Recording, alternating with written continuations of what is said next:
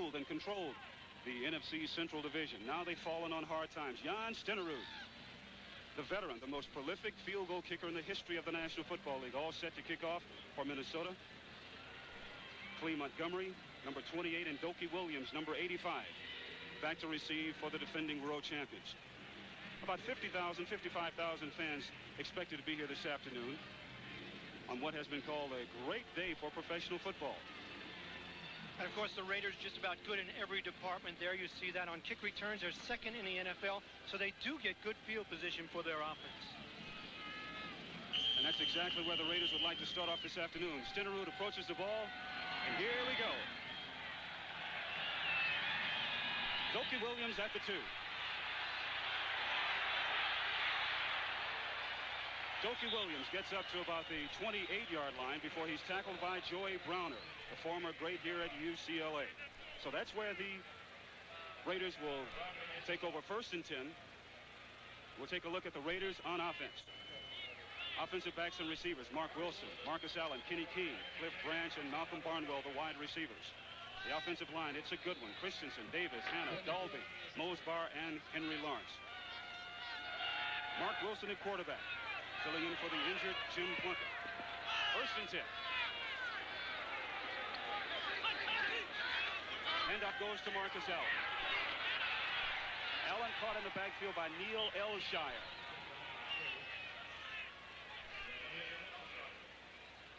Defensive unit for the Minnesota Vikings: Elshire, who just made the tackle, Charlie Johnson, and Mark Mullaney. Mullaney coming back in the starting lineup. The linebackers: Robin Sinline, Dennis Johnson, Scott Studwell, and Fred McNeil. In the secondary: John Swain, Rufus Best, the corners, Tommy Hannon, and Carl Lee, the safeties.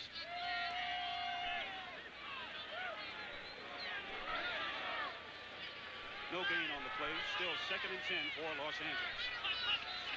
And Wilson is back to pass. Throws down the middle, intended for Todd Christensen, over his head, covered there by Dennis Johnson, number 52. And Wilson, of course, being 6'5" as a quarterback is a tremendous advantage. I mean, he adds that new dimension, as Al Davis told us the other day. He can stand in the pocket. The rush, so much more rush up the middle in the NFL now. He can stand there and still find his wide receiver. That time he went to his secondary receiver over the middle, Todd Christensen. Yeah, and Tom Forrest was telling us yesterday that he's not going to panic with Wilson because they feel they have 2 capable quarterbacks, so he feels very comfortable with it. 3rd and 10 for the Raiders. Ball at their 28-yard line. Malcolm Barnwell in motion, and Wilson's back to pass again. Good protection. Complete to Barnwell. Barnwell up over the 40-yard line, up to about the 42-yard line, where he falls out of bounds, and that's enough yardage for the 1st down. However, there is a flag on the play. You mentioned being comfortable with Mark Wilson. You'd be comfortable with him after last week's performance in Seattle. 12 of 19 for 309 yards, a couple of touchdowns. Personal foul, roughing the passer, number 69, defense, and forced from the end of the play, 1st down. Penalty against Reuben Vaughn. Take a look at the penalty again. Reuben Vaughn is the man. Watch him, number 69. Wilson waits in the pocket, waits, throws the ball. He's hit late, and if he had not thrown him to the ground with that little extra, it wouldn't have been a penalty. 1st and 10, and here's Wilson to pass. Out in the flat to Kenny Keene. Kenny Keene gets down to the 37-yard line. Tackle made by Charlie Johnson. So what the Vikings wanted to do from a defensive standpoint was to force the Raiders into long situations, 2nd and 10, 2nd and long, so they could bring in 4 linemen and get a good rush, but it didn't pay off. And last week, the same thing, Jim. They had problems with penalties, 13 penalties for over 100 yards versus Tampa Bay. Here early, a roughing the passer penalty, and the Raiders are on the move. Pick up a 7, 2nd and 3. Wilson back to pass. Out on the flat, complete to Barnwell. Knocked out of bounds there by John Swain. Another Raider 1st down. Ooh, look at Barnwell and Swain. Barnwell didn't like the way he was tackled. The old necktie almost ripped his head off, and Barnwell is letting Swain know it. But remember, Les Steckel wants his team to be physical. He wants them to be aggressive. If you take a look at it again, you know how angry you can be as a defensive back after someone catches a pass on you. But Wilson, tall, poised, waiting for his chance to lead the Raiders, stands in, and then just shows that gun that he has for an arm. Very simple, but right there, you see? The clothesline. That's what Barnwell was complaining about. First and 10 for the Raiders. The toss back to Marcus Allen. Marcus picking up about 3 or 4 yards before he's tackled by Neil Elshire. Dennis Johnson also in on the tackle. Of course, the Raider offense, Jim, with so many big weapons. Mark Wilson, no drop-off at quarterback for Plunkett. They have Marcus Allen, Todd Christensen, Cliff Branch, and they're going against the Minnesota defense that has been riddled by injury, especially up front. Problems with the pass rush. No, Marcus has been, we've been teasing him a lot recently, talking about he's a better wide receiver than he is a running back. The last time Marcus has rushed for over 100 yards was last in the 3rd game of the regular season against Miami. He wonders when he's going to rush for 100. Maybe it'll be this afternoon. 2nd and 7. Ball at the 20-yard line. And flags go down. So the Raiders immediately on the move, and this is one of the things. Left side offense. Still 2nd down. You heard the call by referee Bob McElry today. But this is one of the things I was talking about. Les Start Stickle. number 79. That's against Bruce Davis of the Raiders. He certainly does not want to have the Vikings run up and down the field early in the ballgame. And I know that Stickle is really concerned about that this early in the ballgame. This is not a big play defense. That's been one of their big problems, Jim. They only have 4 interceptions and only 11 sacks. They're not making the big play. 2nd and 12 from the 25. The draw play to Allen. And as soon as I say that, what does Mark Mullaney do, right? He breaks through and brings down Allen for a loss. Mark Mullaney is a remarkable story in himself because we all know of the severe eye injury that he suffered. He's wearing somewhat of a special face mask this afternoon, and the Vikings really need him back in participation on the field. Well, they really do, because Doug Martin has been out most of the time, too. He's had ankle problems. Charlie Johnson, number 65 in the middle, a nose tackle, is also playing with shoulders, so they really need Mark Mullaney to have a good game coming back from that eye injury. Vikings with 5 defensive backs in. 3rd and 17. Here's Wilson. Down the middle, but flags are on the play. That was a very late flag, I guess you might say. False start, number 72, offense, kills the play. False start, kills the play. That's why the flag came when it did against Don Mosbar. And interesting that they were going to Todd Christensen, and the Vikings told us that Todd Christensen is a man they had to shut down, as well as Marcus Allen, and they thought that Joey Browner, the #1 draft choice last year out of USC, had the talent and the ability to cover a guy like Todd Christensen. And there you saw Browner on him. Well, we'll see that matchup many more times before this ball game is over. Todd Christensen, fine tight end he is. 3rd and 22. Play action pass. Wilson with great protection. Going for Christensen in the end zone. That's 6.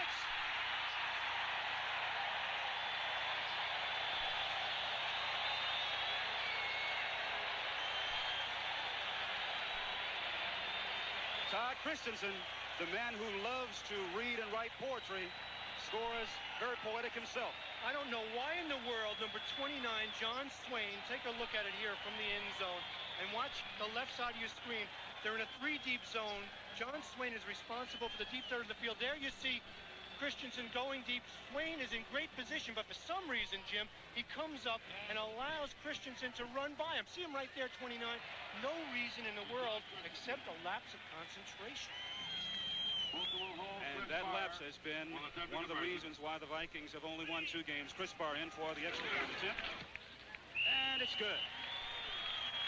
So on a 34-yard touchdown pass from Mark Wilson to Todd Christensen, the Los Angeles Raiders jump out on top of the Minnesota Vikings with 11 minutes and 37 seconds to go in the first quarter. Cadillac didn't have to give the 1985 Fleetwood and DeVille an aerodynamic door-into-roof design for reduced wind noise, but they did.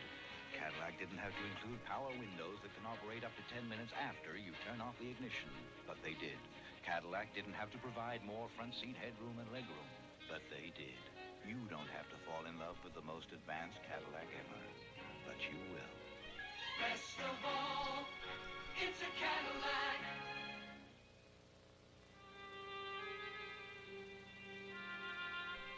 Communications satellites, the fastest, most efficient, most economical way of transmitting information, whether it be voice, data, or picture.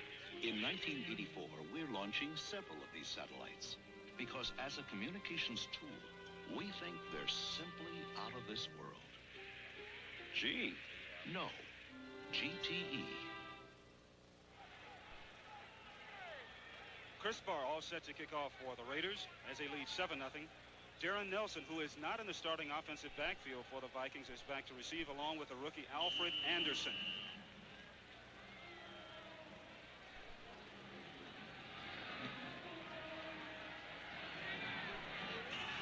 Darren Nelson, 3 yards in the end zone. And Darren Nelson gets up to about the 21-22-yard line before he's tackled there by Stacy Tarrant. Kind of strange, Darren Nelson. They said he wouldn't start because of a pulled hamstring muscle, but he came out looking pretty strong then. And you see these teams not exactly the best friends with one another as they're having words, and there's already been some of that as you look at the offensive lineup. Minnesota offensive backs and receivers, Tommy Kramer, Alfred Anderson, the rookie. Ted Brown starting at the running back for Darren Nelson, who has a pulled hamstring. Leo Lewis starting for Sammy White, and Mike Jones there.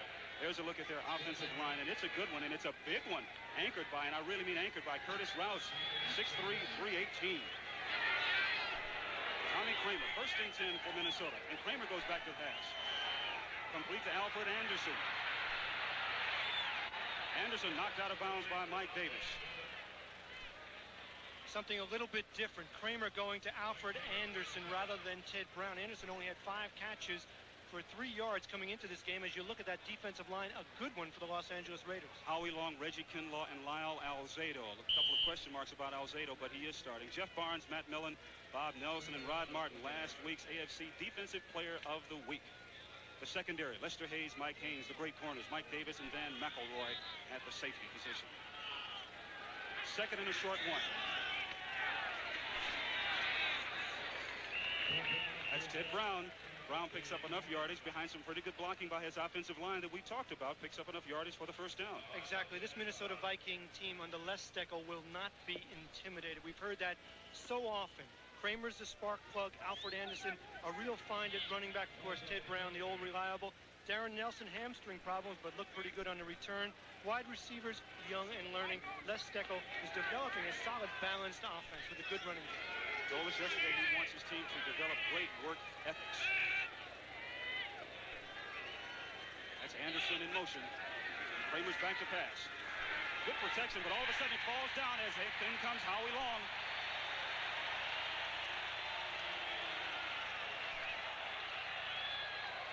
I thought at that time that Kramer had more than enough time to get the ball off. However, good coverage in the Raiders secondary. Exactly. They always talk about the rush helping the secondary. Well, coverage also helps the defensive line. This time, Howie Long was actually banged inside. Kramer had enough time, but the coverage in the secondary is the reason for that sack. Howie Long. Many consider him one of the finest defensive linemen in the game. Now the Raiders have 6 defensive backs in. This is what they call their bandit defense, and they use a number of different people in all kinds of situations. Minnesota in the shotgun formation. Throwing deep. And Mike Jones will score.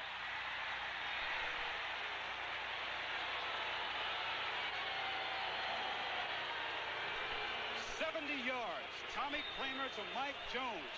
And the Raiders secondary, which many thought was invincible, is in shock. I am in shock because very seldom do you see that secondary, especially a guy like Lester Hayes, have his problems. And then Van McElroy miss a tackle. And Jones takes it in for 70 yards. You just don't do that against the Raider defense. Yesterday when we were talking to Kramer, he told us, he said, one of the things that we're going to do is we're going to try and go deep on this club, and we want to try and go deep on the Raiders' left defensive side, which is where Lester Hayes patrols. And he said, we're going to push on that bump and run. We're going to lean on them, be more aggressive, and then bounce off it, and that's exactly what happened there. Jan Stenerud, who came over from the Green Bay Packers, is in to attempt the extra point conversion. And it's good. Let's take another look at that. We talked about number 89, Mike Jones. He's to the right of your screen. You can't see him, but you'll see him in a moment. Kramer back to pass. Gets reasonable protection. There he's breaking out from the slot. You see the slip right there? Okay, and he finally falls down. That's James Davis. And then Jones, watch, this is a good tackling secondary, but Van McElroy, number 26, misses a tackle. Hayes can't catch him. Touchdown, Vikings. This game is tied. So don't you folks go away. For those of you that thought it would be a runaway, we're tied at 7.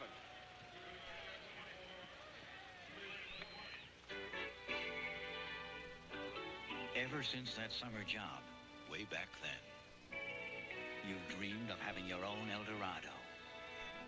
Now you've realized your dream. Your 1985 El Dorado is a very special Cadillac with a special way of moving you like no other car. You were right all along. El Dorado is the car that dreams are made of. Best of all, it's a Cadillac. Ollie, if you don't hurry, I'll miss my plane. Well, I'm doing the best I can in this terrible rain. Would a new set of Vanco wiper blades help? Certainly. Put them on. Change to Anco. They clean better than any other blade. Test proven. There, now I can see an airplane. Airplane! Don't worry, Ollie. It wasn't mine. That's mine. Anco. The best blades you can buy. Test proven.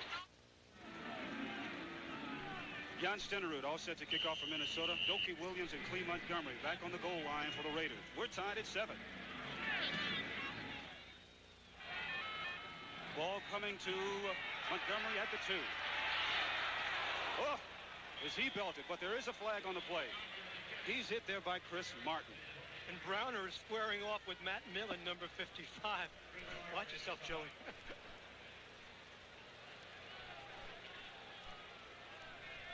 Called holding against the Raiders.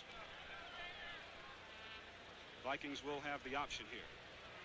Holding, number 54, on the return, 1st and 10. Against Darrell Bird. Take a look at the touchdown. Mike Jones, 70 yards from Tommy Kramer. Now, Van McElroy, number 26, a great tackler. See him coming here.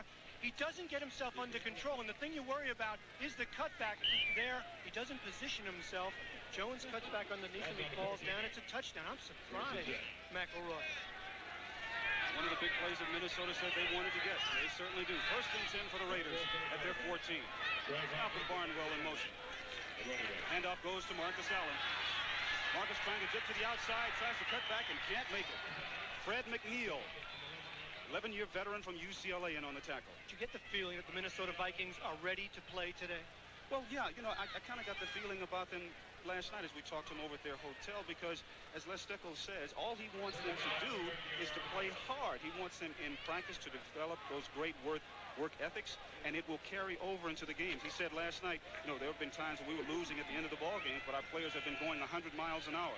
Sooner or later, those things will certainly catch up with your help. 2nd and 13. Handoff to Allen. Marcus Allen up the middle, and a flag is down. Marcus tackled there by Mark Mullaney and Robinson Line. But there is a flag. Holding against the Raiders. Raiders having their problem with penalties. They're already penalized 4 times for 30 yards. That was, of course, Minnesota's problem last week. Tom Flores, his team is noted for getting penalties, but here they're having it early. 4. Holding, number 73, offense. Half the distance, 2nd down. That call on Charlie Hanna. Other scores today, a final, the Giants beating Atlanta 19-7. It's the Jets over Cleveland 24-20. That's the final. And Miami, Dan Marino again over Houston 28-10. Here it's tied at 7. 2nd and 18. And Wilson from his own end zone. Complete to Marcus Allen. Marcus Allen tackled by Fred McNeil. And you see the advantage of being a 6'5" quarterback. Number 77 tried to get up in Wilson's face. He just threw it over the top, puts his arm up. As you look at another final, Detroit, a winner in overtime, 13-7 over Tampa Bay. Detroit trying to get back in the race. Philadelphia over Indianapolis, 16-7. And another score, the Rams defeating the New Orleans Saints 28-10. I guess Earl Campbell didn't do much. 6 defensive backs in now for the Vikings. Instead, the Raiders hand off to Allen, and he's tackled by Mullaney. So Mark Mullaney who is wearing a special face mask this afternoon, something we were told like a hockey face mask. It has a little plastic in front of it to protect him from that eye injury. Has come up with a couple of big tackles already. Of course, he was a #1 draft choice back in 1975. In his 10th year out of Colorado State, a stabilizing leader on that defensive line, number 77. And he's doing a job early. Certainly is. It's got to be very inspirational for Minnesota. Ray Guy in to punt for the Raiders. Darren Nelson back deep for Minnesota. Ray Guy playing his 166th consecutive game. Good punt. Nelson at the 32. Darren Nelson gets up to about the Raider 48-yard line before it's tackled there by Tony Caldwell.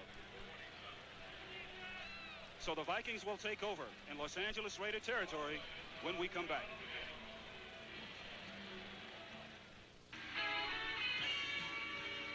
Gentlemen, start your engine.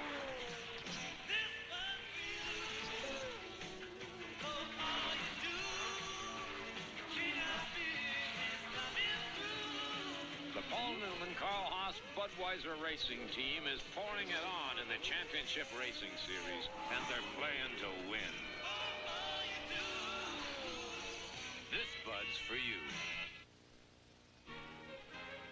Cadillac didn't have to give the 1985 Fleetwood and DeVille the world's only front-drive transverse-mounted V8, but they did. Cadillac didn't have to back these cars for 4 years or 50,000 miles, but they did.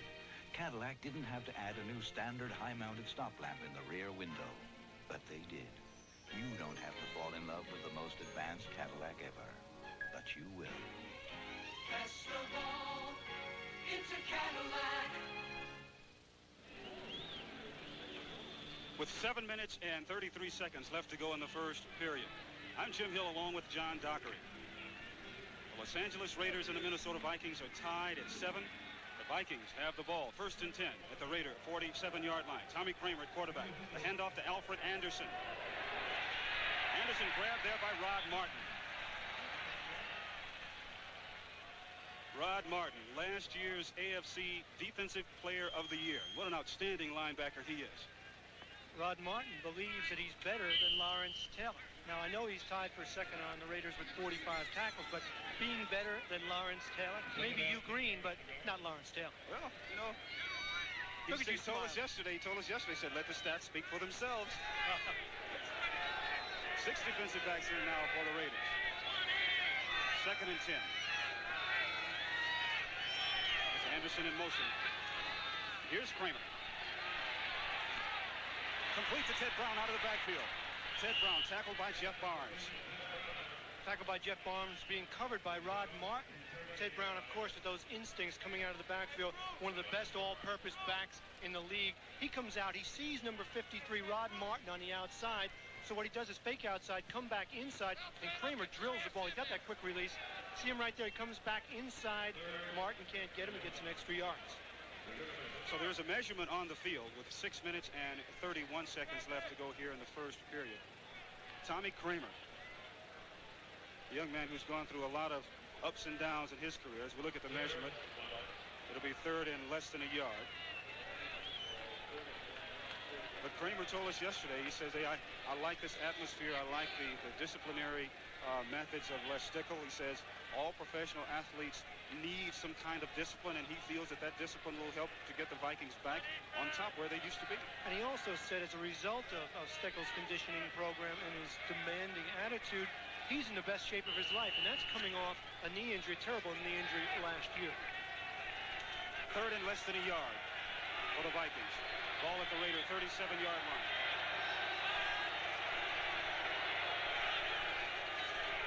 Handoff to Ted Brown, and he picks up enough yardage for the first down. So tackles made by Matt Millen, but there is a flag on the play. When you're in a pinch, you give it to the man that has led this team 4 out of the last 5 years in rushing and receiving. That's Ted Brown. Well, let's wait for the penalty. Ooh. Penalty against the Raiders. Personal foul. The Raiders are never guilty of that kind of behavior. I just don't understand. You're being sarcastic again. But, you know, one of the things about this situation, though.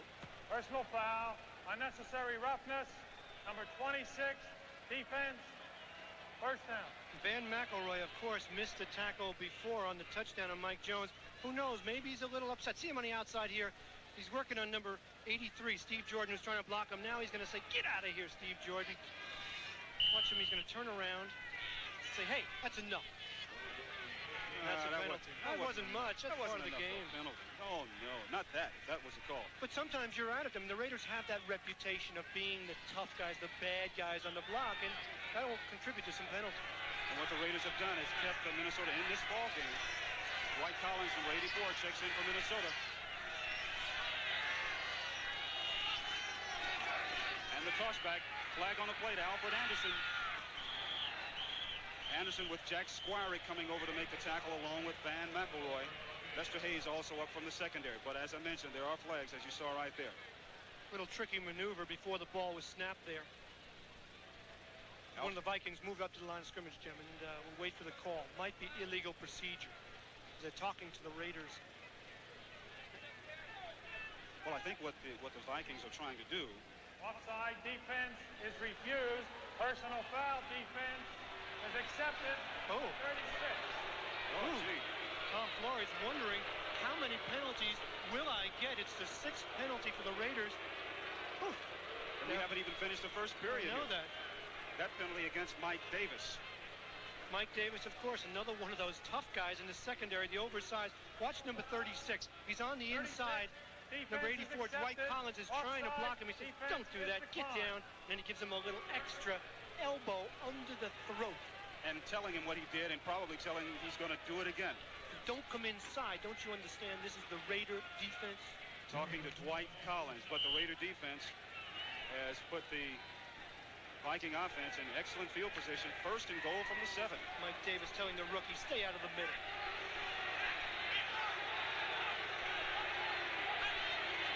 Here's Kramer to pass. Low handoff reverse to Ted Brown. And a swarm of Raider linebackers. Bob Nelson, Rod Martin, Matt Millen in on the tackle. And there is a flag on the play. Another penalty flag. You know, one of the things that, in talking to the Raiders, when they talk about those penalties against them, this time it's against Minnesota. It's only Minnesota's 2nd penalty. Of course, the Raiders already have 6, so. For illegal procedure. You know, one of the things the Raiders tell us that it really gets them up even more so. And they really like to play even more aggressively when they get those penalties against them. Illegal motion, number 83 offense. Personal foul, unnecessary roughness, number 37 defense. Offsetting foul. Lester Hayes. You know, Leo Lewis, number 87 for the Vikings, is only 5'8". Lester, of course, wants to beat him up a little bit. He gets that second push. He says, get out of bounds. You're not going to be a factor.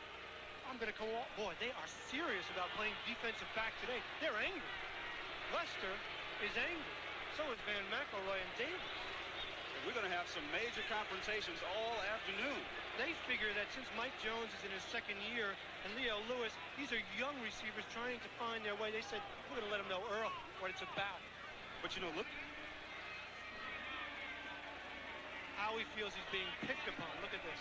Talking to the referee. Now, what's developing is that the officials are really going to have to take control of this ball game because we see the aggressiveness of the Raiders coming out immediately. I can see Lester Hayes coming up to the line of scrimmage and looking at Leo Lewis. Leo's only like 5'9", and he wants to intimidate him right away and get him on out of the ball game, and the officials are going to be right on it. And you know there's smoke coming out of Lyle Alzado's helmet about now, too. He's angry. First and goal from the 3. Here's an inside reverse. Alan Rice goes in on the inside reverse from 3 yards out. And what the Vikings have done is they are showing the Raiders a multitude of offensive formations, trying to confuse them. That time goes in for the end zone for the score, easy.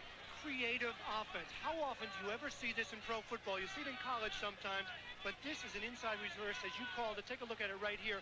And if you get a look at number 83 leading the play, see him coming across your screen right there in front. He gets a good block on the outside. See 83 right there? And that allows Rice to take it into the end zone. Steve Jordan, number 83. Jan Stenerud in to attempt the extra point conversion. And it's blocked. Stenerud having an extra point block. What a surprise. Howie Long. So Howie felt he was being picked on, and he got in. And you never know, those kinds of plays can turn up to be very big plays at the end of the ball game and very inspirational plays at the time that they happen. No doubt about it. I mean, it changes the whole complexion of what you have to do. If the Raiders come back and score a touchdown, they lead this game. Take a look at it again. See if we can see the block. Okay, watch number 75, Howie Long. He's coming up the middle between center and guard. He gets a little penetration and then jumps. The ball was kicked a little bit low also, Jim. So the Los Angeles Raiders, surprisingly, find themselves behind the Minnesota Vikings with 5 minutes and 50 seconds left to go in the first period. What does it take to excel? It takes speed, reliability, economy. It takes express mail next day service from the post office. We'll deliver your urgent packages overnight. And our 2-pound pack is just $9.35, about half what most others charge. So next time, use the service that delivers over 95,000 packages on time every day. Express mail service. We deliver excellence for less. The insulation is ready, and the time is now. It's all up to you to beat those high home heating and air conditioning costs. So get rolling. Add an extra layer of Owens Corning Pink Attic blanket insulation and score energy savings. If you act now, you'll get a free warm-up jacket with the emblem of your favorite NFL team. A great offer, only from Owens Corning. Monday on the season premiere of the Emmy-winning Cagney and Lacey. Who hurt you, honey? A child molester is at large, and they'll defy a court order to get him. What is the worst thing that could happen? Jail. I've been there. John, remember talking to Tom Flores yesterday? He says, hey, you know, we got to knock these guys out right away. We don't want to give them a chance. Well, giving them a chance. That's they right. lead, Minnesota kicking off. Minnesota kicking off again. Here's Dokie Williams. He has a hole. Dokie Williams gets up to about the 28-yard line before he's tackled by Alan Rice. Rice coming through on special teams, the man that just scored on the inside reverse forward touchdown. Alan Rice, of course, the rookie out of Baylor, one of the 2 rookies out of Baylor. Let's take another look at Alan Rice's touchdown. Watch 83. Goes in the opposite direction on this misdirection play. There's Rice, and then a good block on the outside. Rice takes it in. I like it, especially a team that pursues as well as the Raiders. Go against the grain. So let's see how the Raiders come back and how they counter being down now 13-7. First and 10 at their own 29. Play action pass. Great protection. There's Barnwell. Malcolm Barnwell tackled by Carl Lee as he gets inside Viking territory into about the 48-yard line. Had Chris Martin, number 56, gotten a little deeper in his zone, there was play action. The Raiders didn't, the Minnesota Vikings didn't really buy it, but 56, Chris Martin right there. See, if he gets a little deeper in his zone, he'll get this crossing pattern, but he doesn't. Wilson has all the time in the world, throws it over his head, thus the completion to Malcolm Barnwell for the first down. Pickup of 23 yards. First and 10. Wilson set to pass. Complete to Cliff Branch. And Branch gets loose. Again tackled by Carl Lee. The ever-dangerous Cliff Branch. How in the world, after 13 years, do you remain that quick and slippery? It looks as though he has Vaseline on his uniform. He makes the catch. He knows where to go. All he needs is those 8 receptions to be at 500. Second best receiver in the Raider ever in Raider history. Here he just makes the hook, catches the ball, but watch after he catches it. Ducks under 2. Vikings miss him. First down. At the 31-yard line of Minnesota. Hand off to Marcus Allen. Allen up the middle, tackled by Neil Elshire. So we wanted to find out how the Raiders would respond, and I think we knew the answer before we even made the comment with 4 minutes and 11 seconds left. The Raiders are a great football team, but defensively this afternoon they have given the Vikings too many opportunities, and that's why Minnesota leads by 6. Wilson are having a good afternoon. He's 7 of 8 for 115 yards, 1 touchdown, obviously doing well and replacing Jim Plunkett. Pick up a 4, 2nd and 6. Wilson back to pass. A lot of time. Intended for Cliff Branch. Knocked away by Rufus Bess. Nice play by Rufus Bess. I don't care what the crowd is doing, folks. You hear the booing from the hometown Raider crowd, but Rufus Bess, the sixth-year man out of South Carolina State, makes a good play. Take a look at Branch. Being covered, you see 21 doing it there. He waits, they're in a zone. Finally, a good reaction right there. Gets his hand in to knock it away. And of course, the partisan Los Angeles crowd is screaming for pass interference. But a pretty good defensive move there by Bess. 3rd and 6. Excuse me, Jim, go ahead. Here's Wilson again. Cliff Branch was the nearest Raider in the vicinity. Matt Blair. And what they tried right there was the old pick play. In basketball, we all know about it. One player goes out. Todd Christensen went out. Pick for Branch coming underneath. It didn't work. But I was just going to make the point about number 21 in white, Rufus Bess. He is replacing Willie Teal, who's out with an injury. Of course, Teal was having a great year, becoming a good cornerback. So the pressure's on the defensive secondary of the Vikings with Mark Wilson doing a job at quarterback for the Raiders. So Chris Barr will come in and attempt a 45-yard field goal.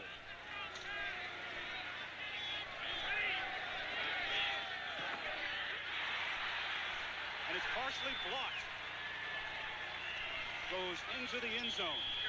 So the Vikings, who for years and years and years were notorious at blocking extra points and field goals. Tim Irwin, once again, we talked about at the top of the show about them trying to regain the things that they had before. We've started to see a couple of signs here in the first period. See if you can catch it right here. We're looking for Tim Irwin, number 76. He's up the middle. See him in the middle of your screen, up the middle. He gets one hand up. The left hand, the ball bounces off it. Both kickers now have had problems with conversions. Here, Barr on the field goal, and before that, Jan Stenerud on the extra point. So this game remains tight at the Coliseum. Make it brand new, Napa. Make it Napa brand new. It's like turning back the miles on your car when you use quality Napa brand parts. So whether you do it yourself or have it done for you, make it Napa brand new. Right now, during Napa Car Care Days with quality Napa Auto Parts. It's almost like turning your car back to when it was new. Look for the Napa Car Care Days banner and... Make it brand new, Napa. Make it Napa brand new. These Midwestern farmers believe in giving everyone a fair deal, and they expect one in return. They've always gotten along with the travelers on that score. And last year, we gave farmers like Tom and Harvey a deal that they thought was more than fair. The travelers offered them a customized farm and ranch policy that gave them better coverage for their money. Ask them if they think the travelers deals fairly. We're pretty sure they'd say, yep. At the Travelers, we believe fairness is good business. 3 minutes, 29 seconds left to go in the first period. The Minnesota Vikings on top of the Los Angeles Raiders by 6. The Vikings have the ball. 1st and 10 at their own 27-yard line. Tommy Kramer is already throwing a long touchdown pass. He's in at quarterback. Kramer's back to pass again. Feels pressure on the blitz. Complete to Ted Brown. Brown tackled by Jack Squarick. There are some great games going on in the NFL today. And for an update on the Washington-Dallas game, let's go to Brent Musburger in New York.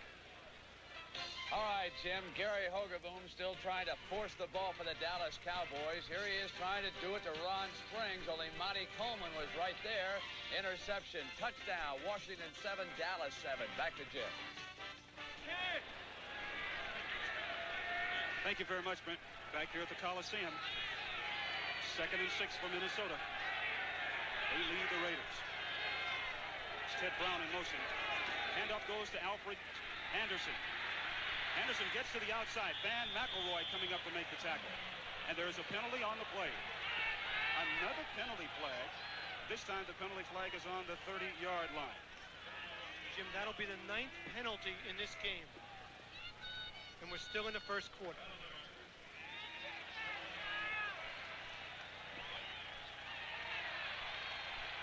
this time against Minnesota for holding. So as I said, the officials are really going to have to get control here. Holding, number 76, offense, second down. Penalty call against Tim Irwin. Talking about because there could possibly be some scuffles out there because we know the Raiders really want to try and establish themselves in the ball game. There's a look at the penalty situation already. The Vikings a pair for 25 yards. The Raiders 7 for 53 yards. Well, maybe the Vikings believe there's some poetic justice after last week when they had 13 penalties for 101 yards, 5 of them on their center, Ron Sams. James Davis checks into the Raiders secondary. That gives them 5 defensive backs. Second and 16. Hand off to Ted Brown. Ball comes loose, but after the whistle. After the whistle. Bill Pickell in on the tackle. That's Mike Davis coming up with what he thought would be the fumble, but it was indeed after the whistle. You have to remember the ground cannot cause a fumble. Mike Davis, who was one of the finest defensive backs in the National Football League, also one of the most underrated. He does not get a lot of publicity and attention, obviously because of the 2 excellent cornerbacks in the secondary. Of course, Hayes and Haynes get most of it, and Van McElroy is in the same position as Davis. So it'll be 3rd and 13 for Minnesota. In the shotgun.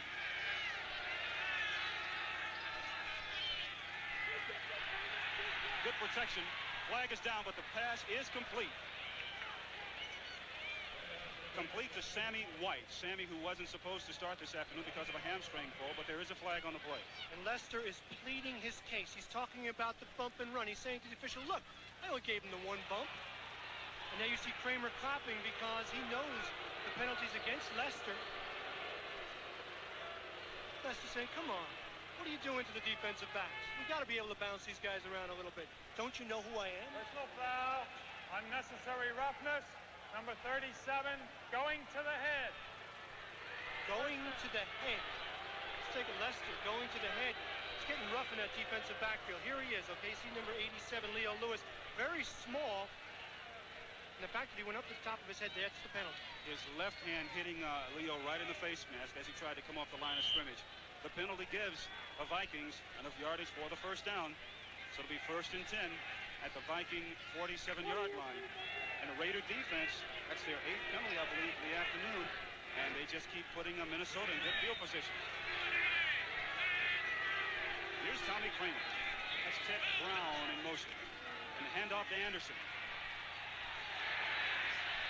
Rod Martin in on the tackle, along with Jack Squire. Well, there's a lot of conversations. Number 36, see Mike Davis complaining that Ted Brown hit him in the back of the legs. Of course, Mike Davis was hurt in that 1981 game when Sammy White hit him from the back. Broke his leg, hurt his knee. It'll be 2nd and 6 as we look at some other scores. St. Louis, who beat Dallas last week, comes back to beat the Bears 38-21. It is Kansas City over San Diego 31-13. Another final. One other final. It's New England over Cincinnati 20-14. 13-7 here, Minnesota. 2nd and 6. Here comes a handoff, goes to Alfred Anderson. Alfred Anderson tackled there by Matt Millen. And Jim, you mentioned those scores in the NFC Central, and you made the point at the top of the show that that division could be possibly won with 9-7 or even 8-8. And now you look at the division tightening up as Chicago lost, so they're now 4-3. Detroit won, they're 2-5. So if Minnesota wins today, they get a lot closer to the top of the Central Division. They certainly do. 30 seconds left to go here in the first period, and we see both teams making multiple substitutions. The Raiders bringing in 5 defensive backs, and Minnesota coming up with a lot of different formations. So the 5 defensive backs for the Raiders, now we see another one checking, and that makes 6 defensive backs. This is what the Raiders called their bandit defense. Minnesota bringing up multiple formations on offense, trying to confuse the defense. There's a pass complete over the middle. Mike Jones.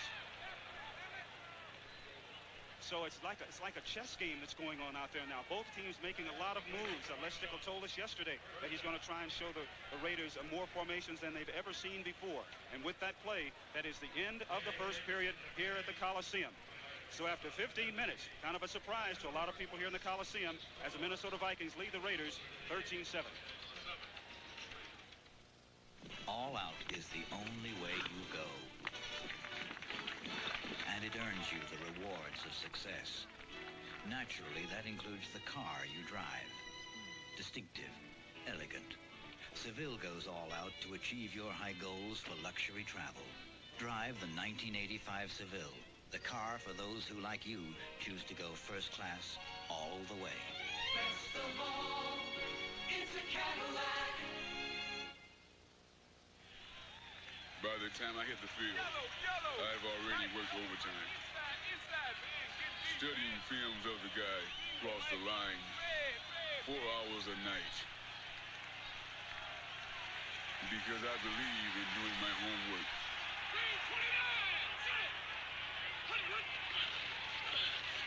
And people wonder how come I'm always in the right place at the right time. This Bud's for everyone who keeps things rolling on the mighty Mississippi. Breakaway bars, please respond. Get him. Tonight, Golding, we're right below here and we on our way out. I'll come around on the port side bumper there.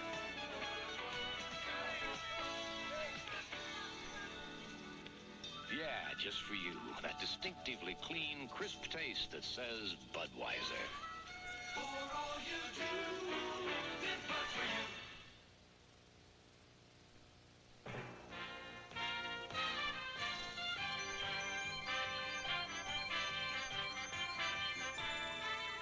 CBS Sports coverage of the National Football League is sponsored by Budweiser.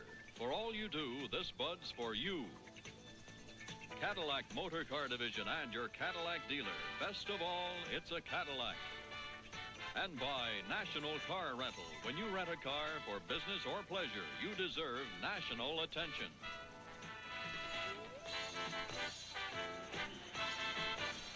As we begin the second period of action, I'm Jim Hill along with John Dockery. Here at the Coliseum in Los Angeles, the Minnesota Vikings leading the Los Angeles Raiders 13-7. Vikings have the ball 1st and 10 at the Raider 38. Tommy Kramer quarterback. Fake handoff and the toss back goes out to Anderson. He fumbles the ball. And Van McElroy comes up with the fumble recovery.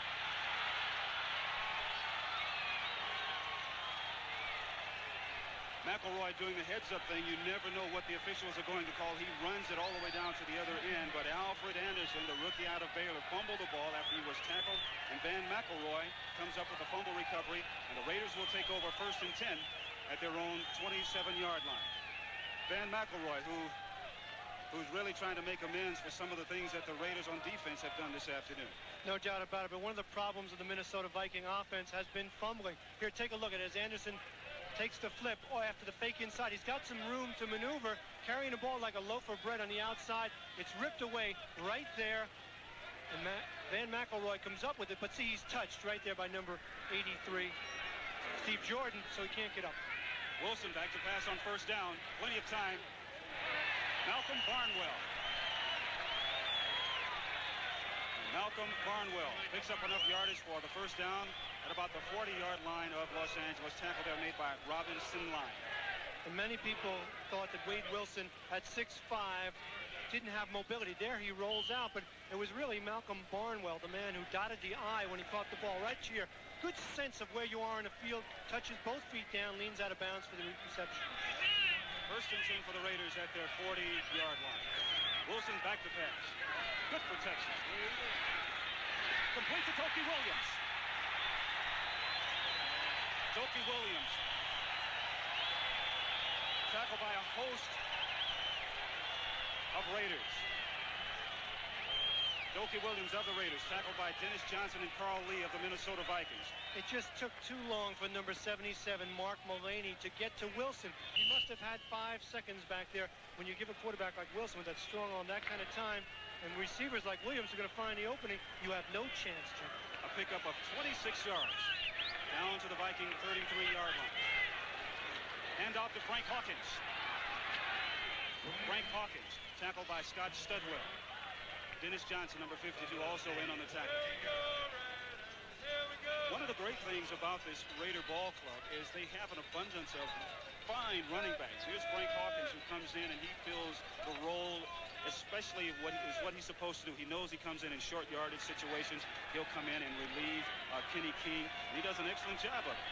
Hawkins in the backfield now with Marcus Allen. Second and about 6. Wilson's back to pass. Down the middle, and it's picked off. That's John Swain. Marcus Allen coming up to make the tackle, and there's a flag on the play. Marcus Allen and Dokie Williams make the tackle on John Swain, but there is a flag on the play. Wilson tried to look the defenders off, and he came back over the middle. One thing you don't want to do throwing over the middle, it's a cardinal rule. Don't throw late over the middle. 32 defense, throwing the run, and force from the end of the run, first down. The penalty then against Marcus Allen.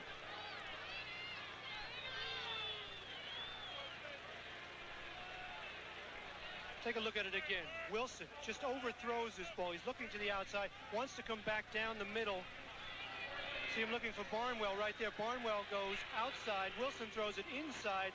It's an easy interception for number 29, John Swain. And then there's some battling going on. See that shot Marcus Allen gave to Tommy Hannon? That was the penalty. So early here in the second quarter, 13:23 left. Minnesota still on top.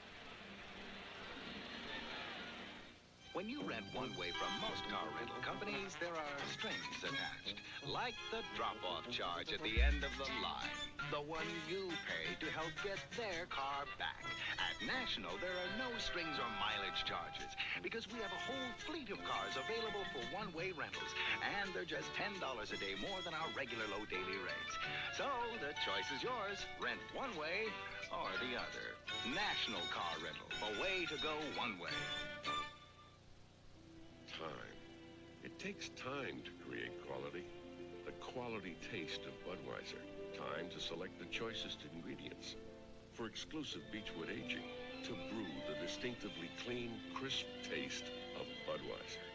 Quality taste. That's what people want in a cold glass of beer. And this is the one they want. Somebody still cares about quality.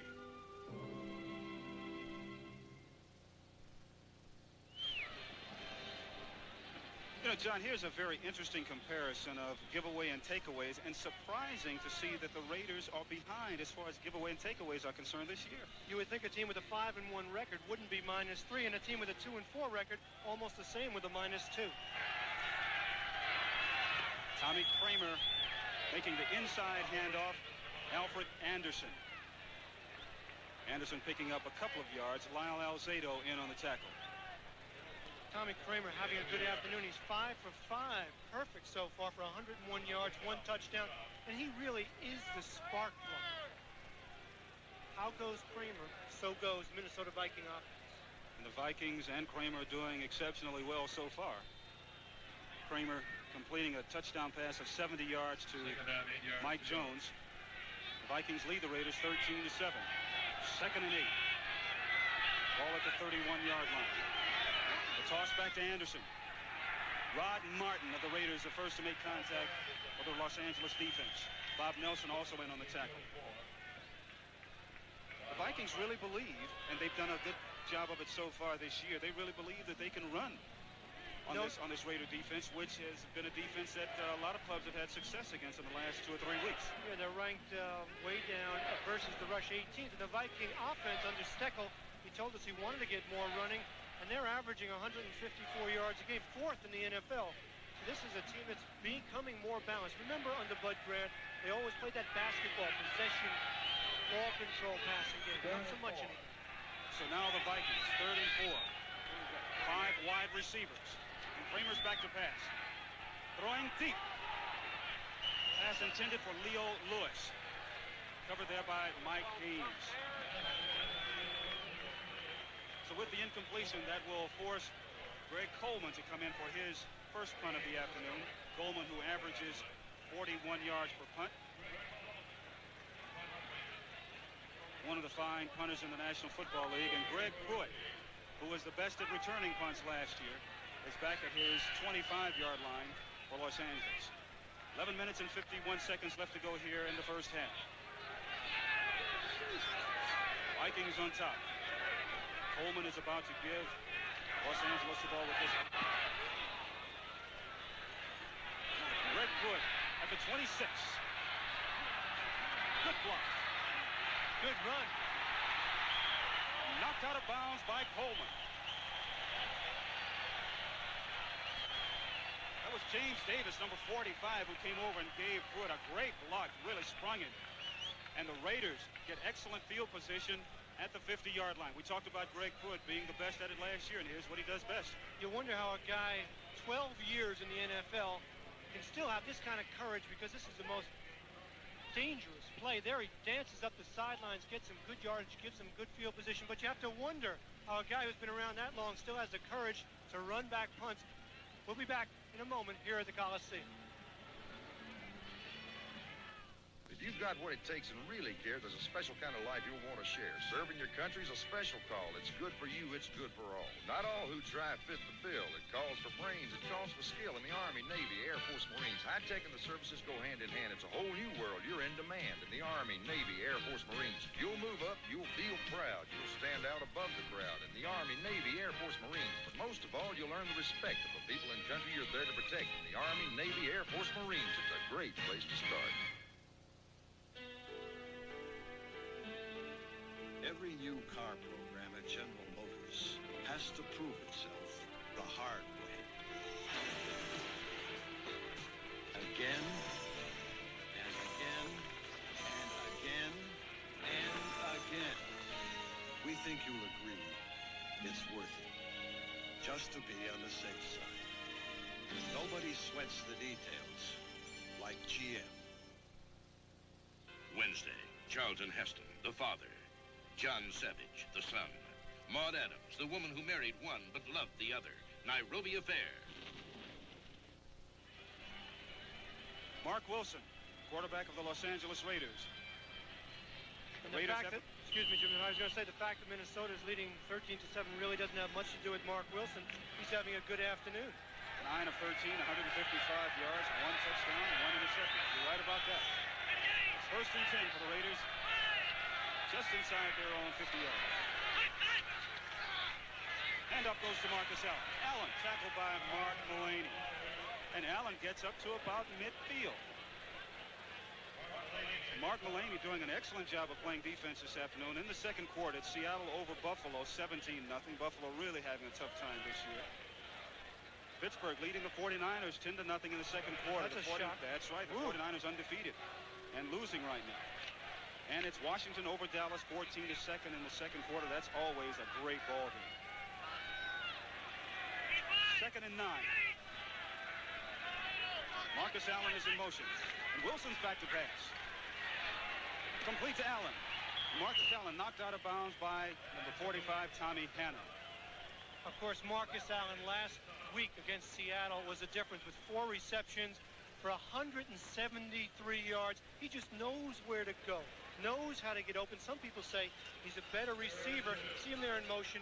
He just stays to the outside, stretches out that zone, takes the pass, makes it look very easy. Of course, Wilson also reading the way a quarterback has to do now. One of the things that the Raiders have done with Marcus is they have used all of his talents. That's why he's been receiving a lot. It's 3rd and 2. And Wilson set to pass again. Complete to Marcus Allen. Great catch. Great move. Oh, my goodness. Tackle made by Tom Hanna. That's what I was talking about. You know, Marcus can do a lot of things. Not only is he a very fine runner, but here in the last few weeks, the Raiders have been exploiting his talents as a receiver. No doubt about it. Watch him coming out of the backfield, right-hand side of your screen. They're trying to prevent a mismatch by putting a defensive back, Tommy Hannon, on Allen. He's on the outside. He puts about 4 or 5 quick moves on Hannon. He freezes him in his steps and then makes the reception. Allen's 3rd catch of the afternoon for 22 yards. The Raiders have a 1st and 10 at the Minnesota 34-yard line. Play action pass. Intended for Branch, and it's complete. Cliff Branch knocked out of bounds by Rufus Bess. And they've been picking on Rufus all year long, and if you get a one-on-one situation, man-to-man, even if it's a zone, it becomes man-to-man on that backside. Cliff Branch has all the moves, comes down, throws a quick fake, and Bess is giving him too much room, can't recover. Here's Wilson. Actually gets a little bit of pressure, but you see how far off the defensive back is. Bess, He's respecting Branch's speed. And also, Rufus may have in the back of his mind all the times he's been burned so far this year. Hand off to Marcus Allen. Scott Stetwell coming over to make the tackle. You know, you talk about Marcus Allen being an all-purpose back, but at the moment, this season, as a receiver, he's been far more productive. Also in this game, he's now carried the ball for eight times, Jim, for a total of 3 yards. Not exactly a productive afternoon rushing the ball for Marcus Allen. Sometimes I wonder if in the back of Marcus's mind, if he's starting to wonder, when is he really going to break loose for one of those big days rushing? 2nd and 9. That's Marcus in motion. Good protection for Wilson. Completes it. That's Malcolm Barnwell. Tackle made again by Tom Hannon. Time. Wilson had plenty of time. The offensive line giving it to him. Poised, waiting, not edgy, comfortable with the offense. Here, Barnwell, they're in the zone, just comes down, breaks inside all the time. You see all the time? Just waits, makes the reception before being tackled by number 45, Tommy Hannon. So Barnwell this afternoon has 5 receptions for 76 yards. You see how he caught the ball in his hands? That's how the good receivers do. 8:53 left to go in the first half. Hand off to Marcus Allen. Oh, as he met at the line of scrimmage by Mark Mullaney. You know, it's interesting, people talking about Marcus Allen someday possibly becoming a wide receiver, much the way Charlie Taylor did for the Redskins. And we said to him yesterday, hey, Marcus, are they going to change your number? He said, nah, maybe in another 5 or 6 years to prolong his career. But Marcus is still a fine running back. He's only been at the running back position for about 5 or 6 years now. He just started to be a running back as a junior year in college here at SC. 2nd and goal. Kenny King and Marcus Allen in the backfield. And handoff goes to Marcus. Marcus Allen getting down to about the 5-yard line. Mark Mullaney again in and on the tackle. And Marcus Allen just, if you are born to be a runner, that's what you want to do. You saw how wide Marcus's eyes got when we talked to him about the feeling when things are going well when you're running the ball. Talked about that almost feeling like Superman, indestructible, invincible. Yeah, and I've played against, and you have too, against some running backs that when they get going like that, when they walk back to the huddle, they have a little switch about them. I'm telling you, they really get cocky. 3rd and goal. Ball on the 5-yard line. Branch in motion. Wilson, back to pass. Looking into the end zone. Branch was open, and he threw it too late. Once again, Branch was open. Branch moved out of the passing lane. Todd Christensen came over. Tom Hannon and Carl Lee came over to knock the ball away. Carl Lee made a great play, number 39. Take a look at Todd Christensen and feel the amount of time. See, he throws a little fake, goes to the ground as though he's blocking, and then he gets in the end zone. But it's really a credit to the defense. See there, Lee come make the play. Good ball reaction by the defensive backs from Minnesota. Now, Chris Barr will come in to attempt a field goal of 22 yards. He's a perfect 3 of 3 from 20 to 29 yards, and he is a perfect 4 now. So Chris Barr comes in, kicks a field goal, gives the Raiders 3 points. So with 7 minutes and 21 seconds to go here in the first half, Minnesota leads the Raiders by 3. Look who's entered the personal computer game now. Can I get in on this? Go ahead. Introducing the AT&T Personal Computer for Business. It's fast and flexible, runs most business software, and has a high-resolution screen for superb graphics. In short, everything you need to put your business ahead of the game. Your move. The AT&T Personal Computer. For the dealer nearest you, call 1-800-247-1212. Give me a light. Bud Light. If you just ask for a light beer, you never know what you'll get. Give me a light. Bud Light. So if you want the less filling light beer with the first name and taste, don't just ask for a light beer. Hey, give me a light. Ask them to bring out their best. No, Bud Light. Bud Light. Because everything else is just a light. It's a wild place. Chris Barr all set to kick off for Los Angeles. Back deep for Minnesota, Darren Nelson and Alfred Anderson. Barr just kicking a field goal to bring the Raiders to within 3 as they trail the Vikings now 13-10. That will be Darren Nelson. And he has a little bit of running room. Flag goes down about the 15-yard line. Darren Nelson run out of bounds at about the 19-yard line. Tackle made by Ted Watts. So Darren Nelson running east and west instead of north and south, and a penalty flag has been thrown. And it's holding against Minnesota. So that will put them in even deeper in their own territory. And here's where the Raider defense. Number 68 on the return team. Half the distance. That's first Curtis and 10. Rouse. Curtis Rouse. Look at this score. A final in overtime. It's Detroit beating Tampa Bay 13-7. And of course, next week, Detroit goes against this Minnesota Vikings team. It was Gary Danielson, a 37-yard touchdown to Leonard Thompson. You mentioned the big guns. Detroit unleashed them. Leonard Thompson, Billy Sims, 16 carries for 100 yards. That's next Sunday, and it all starts with the NFL today. Big division game for Minnesota against Detroit next week. First and 10 for the Vikings at their own 7-yard line. Here's Tommy Kramer. Inside handoff to Ted Brown. Howie Long comes in to make the tackle. And there's Rod Martin pushing Tim Irwin. So once again, we continue to see where the Raiders, and this is an area where the Raiders on defense really try to put it to you, and they really try to intimidate you. You're deep in your own territory. The pressure is on you. You have a 3-point lead, and the Raider defense knows that it's up to them to really turn this thing around. And they can set the tempo, and we've talked about how the Raiders are in the first half, how they start off slowly and then bury you as the game goes on. So an important series for Tommy Kramer and the Vikings. 2nd and 9 at their own 8-yard line of Minnesota. Hand off to Ted Brown. Bob Nelson in on the tackle for the Los Angeles Raiders. Lyle Alzado getting into it now with Tim Irwin. Alzado being held back there by Matt Millen. That is a heavyweight bout. Tim Irwin, a man with a very short temper, the designated fighter on the Raiders at 6'7", 288 against Lyle Alzado. Remember yesterday, Tommy Kramer was telling us, a couple of years ago, the Viking offensive lineman, you really had to push them, you had to inspire them. He said, with this group, you don't have to do that. They're grouchy, they're grumpy. In particular, he named Tim Irwin. 3rd and long right here. Kramer has to get out of this hole to give some good field position. 5:40 left to go in the first half. Play action pass by Kramer. And it's complete. Mike Jones. So Tommy Kramer comes up with a big play, and Alzado and Tim Irwin are really getting into it. A flag goes down. There's Alzado and Tim Irwin. 2 flags go down. Irwin, put your helmet back on. Don't you know that Alzado has a left hook? I will put you into next week. Or maybe Alzado ripped it off. Yes.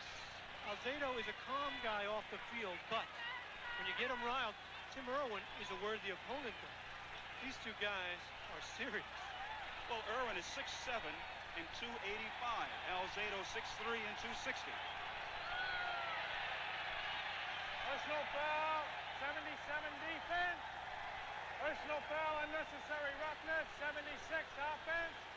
Fouls offset, the play counts. The play counts is the important thing, because amidst all that fighting, you folks might forget that it was a first down. Tommy Kramer with a nice throw to Mike Jones. He's being covered by Mike Haynes, number 22.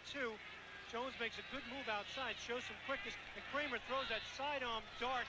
See him dive right there? How about the tackle by Haynes?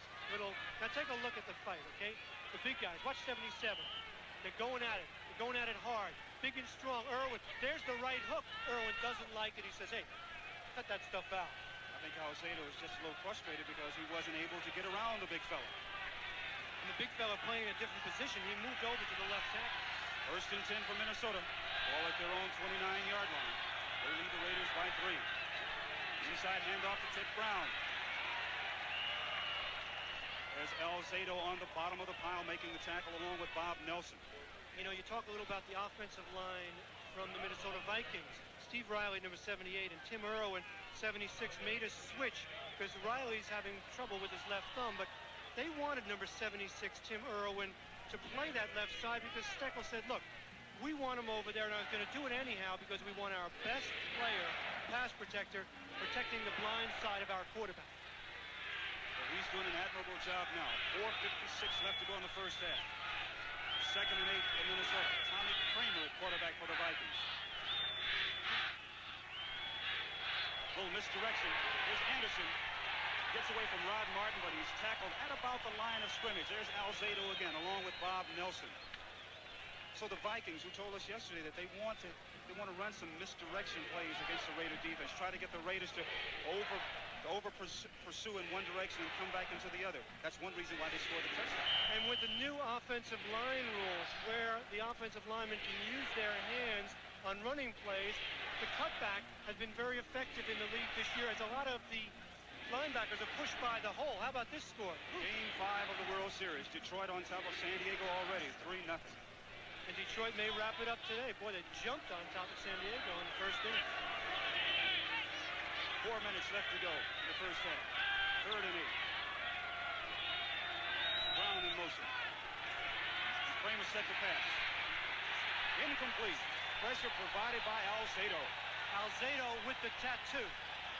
Saying, wait a minute. See him throw his hand up in the air. He said, come back here. They're going at it again.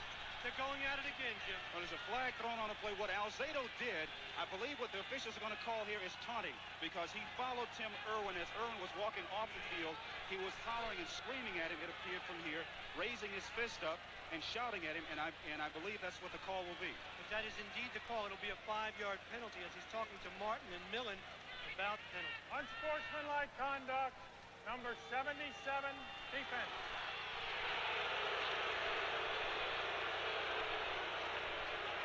So what appeared to be a play where Alzado made a good play in pressuring the quarterback now becomes a penalty.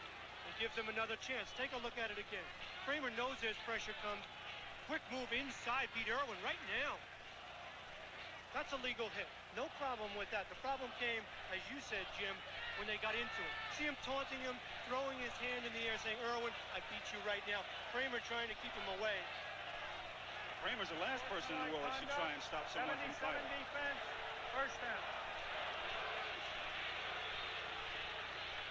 Kramer is a quarterback with courage, though. He will stand in there. He's feisty. That's one of the reasons that his teammates like him so much. As you look at the Raiders, 10 penalties and 98 yards. We're only in the second quarter. And as we mentioned, this is when the Raider defense really like to intimidate you, because when they get behind, and the Raiders on defense, knowing the gentleman like I do, I know that they're very upset because there have been some defensive penalties against them, which has allowed Minnesota to have the lead. And it's 1st and 10.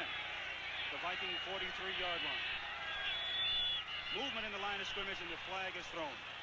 Jim, I have to ask you a question as we wait for this penalty call. You and I both know the teams sometimes use aggressive play, a penalty, to get themselves up when they're flat. As you look at Alzado, is he fired up? Do you think the Raiders are doing it intentionally to get themselves motivated for the Vikings? You know, it's kind of hard to tell, but I do know that they're looking at each other now and they're saying, hey, we've got to get this thing under control. We've got to get back into this thing. And so what happens when you do that, the adrenaline starts to flow just a little bit more, and you sometimes you get extra involved in a few things, and that's probably what's happening right now. Because they were concerned about complacency, and maybe they were a little bit flat early, although they did score right away. Tom Flory said, we better be ready for this team because they're a good team. We've watched the film. So 1st and 15 at the 38-yard line. Play action pass. Good protection. Ball thrown, and it is incomplete into and out of the hands of Darren Nelson. But I think one of the things that we talk about the Raider defense is that their intensity increases as the game goes along. And another thing that they know it takes 60 minutes to play a game of football, and that's how they wear people down at the end of the ball game.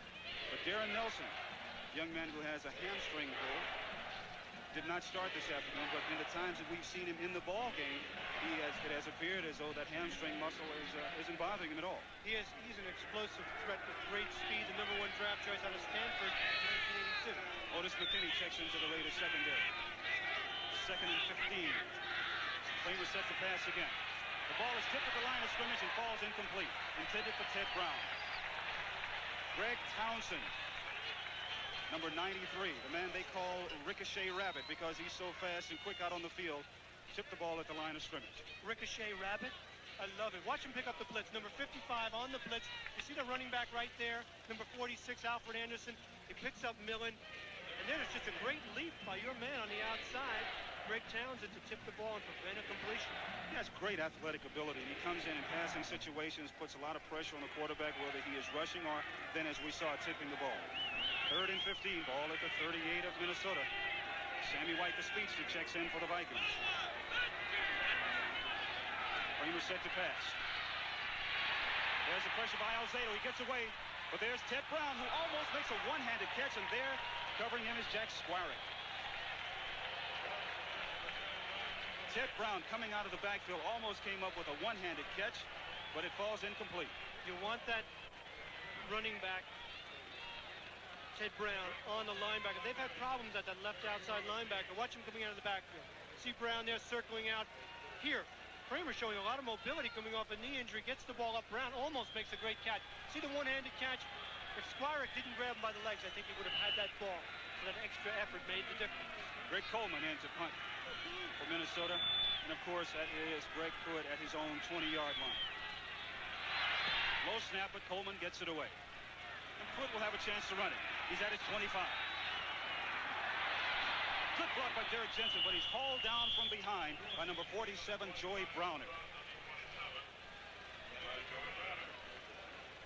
So the Los Angeles Raiders, who trail the Minnesota Vikings 13-10, will take over at their own 26-yard line with 3:20 to go.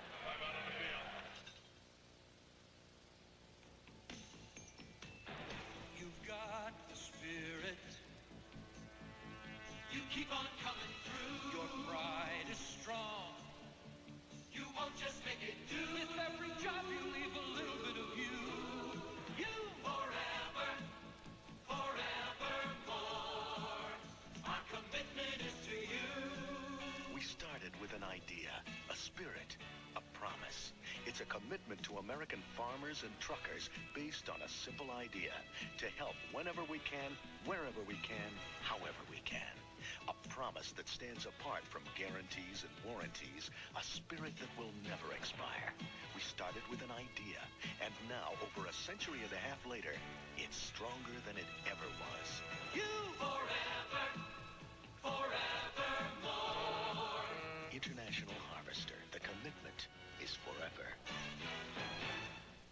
Tuesday, a successful and happily married couple adopt a troubled child. She's a scared little girl who says she doesn't want a mother. Jacqueline Smith in Sentimental Journey, Tuesday. Next Saturday on CBS Sports, a college football doubleheader. Michigan versus Iowa. Michigan shutting out Northwestern yesterday 31-0. Iowa beating Purdue 40-3. Well, what about the day quarterback Chuck Long had 4 touchdown passes over 350 yards through the air? The second game, UCLA versus California. John Lee kicking the game-winning field goal for the Bruins yesterday as they beat Washington State. And, of course, Steve Bono, the injured Bruin quarterback, he's back. Strong arm throw. That should be one heck of a game. 3:21 left to go here in the first half. Here's the reverse, and it's a fake by Marcus Allen. And Marcus, who faked the reverse to Malcolm Barnwell, picks up enough yardage for the first down before he's finally tackled by John Swain. And the Raiders, before that play, Jim, had rushed 10, 11 times for a total of 10 yards. So the ground game for the Raiders is just about invisible until this play right here. Take a look. Marcus Allen takes the pitch, fakes the reverse, puts it behind his hip, gets some good blocking out front, turns it upfield, gets the best gain of the afternoon on the ground, 12 yards for the Raiders. Good block there thrown by Henry Lawrence. So Marcus, 11 rushes for only 17 yards, and that's very frustrating for a running back of Allen's caliber. But it is a first down. Here's Allen in motion. Wilson set to pass. Intended for Todd Christensen.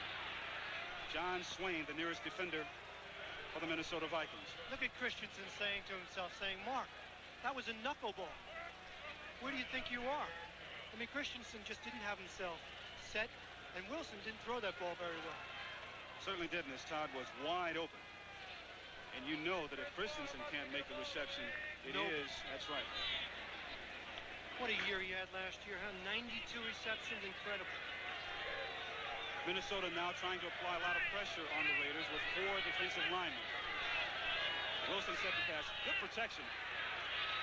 Christensen almost comes up with an unbelievable left-handed catch. Rufus Best defending for Minnesota. And Christensen saying, my goodness, what a tough day at the office this has been so far. Oh, no doubt about it. And he's just cutting across the field underneath the traffic. The flow is going in the opposite direction. Take a look at it here. Wilson, the ball. See the nose of the ball? It's wobbling. It's behind him. You're right. Christensen almost came back, but he can't hold it. Maybe he should get some stickums and less. Oh, that's Outlaws. Yes, thank you. That is right. 2 minutes and 25 seconds left to go in the first half. Third down conversions. You saw what it is for Los Angeles. Here's Wilson looking for a receiver. Mullaney comes in and applies the first pressure. Also Neil Elshire. Mark Mullaney, who's had a great afternoon so far, applied the initial pressure. And the officials ruled that Mark Wilson was in the grasp of Neil Elshire. There's Mullaney, who's just done a marvelous job this afternoon applying pressure. Watch number 77, the man who replaced Carl Eller back in 1979. Gets some pressure, gets rid of his man. And there it's a question of grasp and control as Wilson, presence of mind, tries to lateral it to an offensive lineman, Dave Dalby, who says, hey, don't give me that ball. But one of the problems the Minnesota defense has had, Jim, is lack of pressure. Only 11 sacks, an average of less than 2 a game coming into today. They're a big sack to shut down a drive. That will force a 4th down situation. So now the 2-minute notification is being given on the field. So with 2 minutes left to go in the first half, it is the Minnesota Vikings leading the Los Angeles Raiders 13-10. We'll be back in just a moment. There's a time in life for the young to say, I want something else, a different way. The town's the same, the people too. School is over, need something to do. The services have it, it'll really show. You'll see new places, you'll really grow in the Army, Navy, Air Force, Marines. Challenge, adventure, excitement too, a time to enjoy and see something new. Army, Navy, Air Force, Marines. You'll work hard, feel really free, serving your country for all to see in the Army, Navy, Air Force, Marines. Be part of a team, be friends forever. A part of the services you won't forget ever. Army, Navy, Air Force, Marines. It's a great place to start. My dandruff shampoo is good. Maybe you should try something else. My dandruff shampoo really works.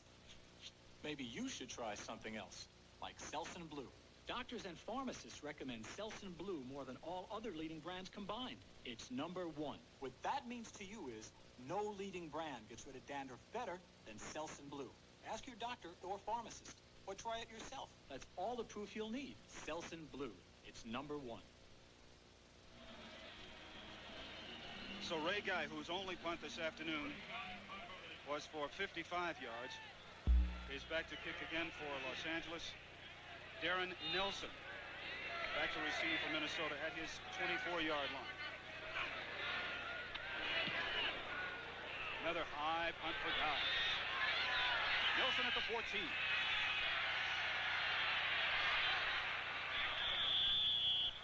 And the little man is brought down. That's Todd Christensen, who snaps 4 punts, goes down, and he's in on the tackle along with Derek Jensen. Christensen, an all-purpose man today. Here are a couple of scores. Second quarter, Seattle over Buffalo. The Bills have finally scored at 17-7. Pittsburgh at halftime leading the 49ers, still 10-0. Steeler defense playing exceptionally well. And Washington over Dallas, 17-7 also in the second period. So Tommy Kramer comes back on the field now for the Minnesota Vikings. 1 minute 47 seconds left to go in the first half. The Vikings have the ball 1st and 10 at their own 29-yard line. And they lead the Raiders 13-10. I'm Jim Hill along with John Dockery. Here's a correction, an update on the Pittsburgh score. Pittsburgh leads San Francisco 10-7 at halftime. San Francisco awesome last week against the Giants. That would be an upset. Is an inside reverse. And it's a handoff to Alfred Anderson, but it does not fool the Raiders. Matt Millen along with Lyle Alzado in on the tackle. Minnesota Vikings should not be satisfied with a 13-10 lead at the half because of the way the Raiders performed in the second half. Minnesota still has all 3 timeouts left. Here's the tossback. That's Alfred Anderson. And Alfred Anderson tackled by Matt Millen. Another thing that we have to remember is that when there's a timeout that's been called on the field, the first timeout for the Vikings, we have to remember that Alfred Anderson, even though he's a rookie from Baylor, he can throw the ball. He's thrown the touchdown pass. He's thrown it to their fine quarterback in Tommy Kramer, so we have to be aware of that. 1:15 left to go. We'll be right back in just a moment. You want to win, you got to practice stopping Sarinsky. Murphy, you're Sarinsky. You dog me, Sarinsky.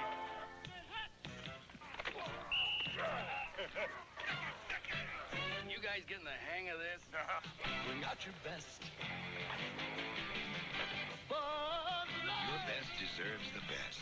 Bud Light. The less filling light beer with a first name and taste. Sarinsky's got some moves, huh? In this uncertain and bewildering world of personal computers, the Tandy 2000 stands apart. In power, speed, and graphics, the Tandy 2000 is clearly superior. For service, support, and software, Tandy is clearly superior. Available exclusively at Radio Shack computer centers. Compare. You too will immediately recognize Tandy technology, service, and support are clearly superior.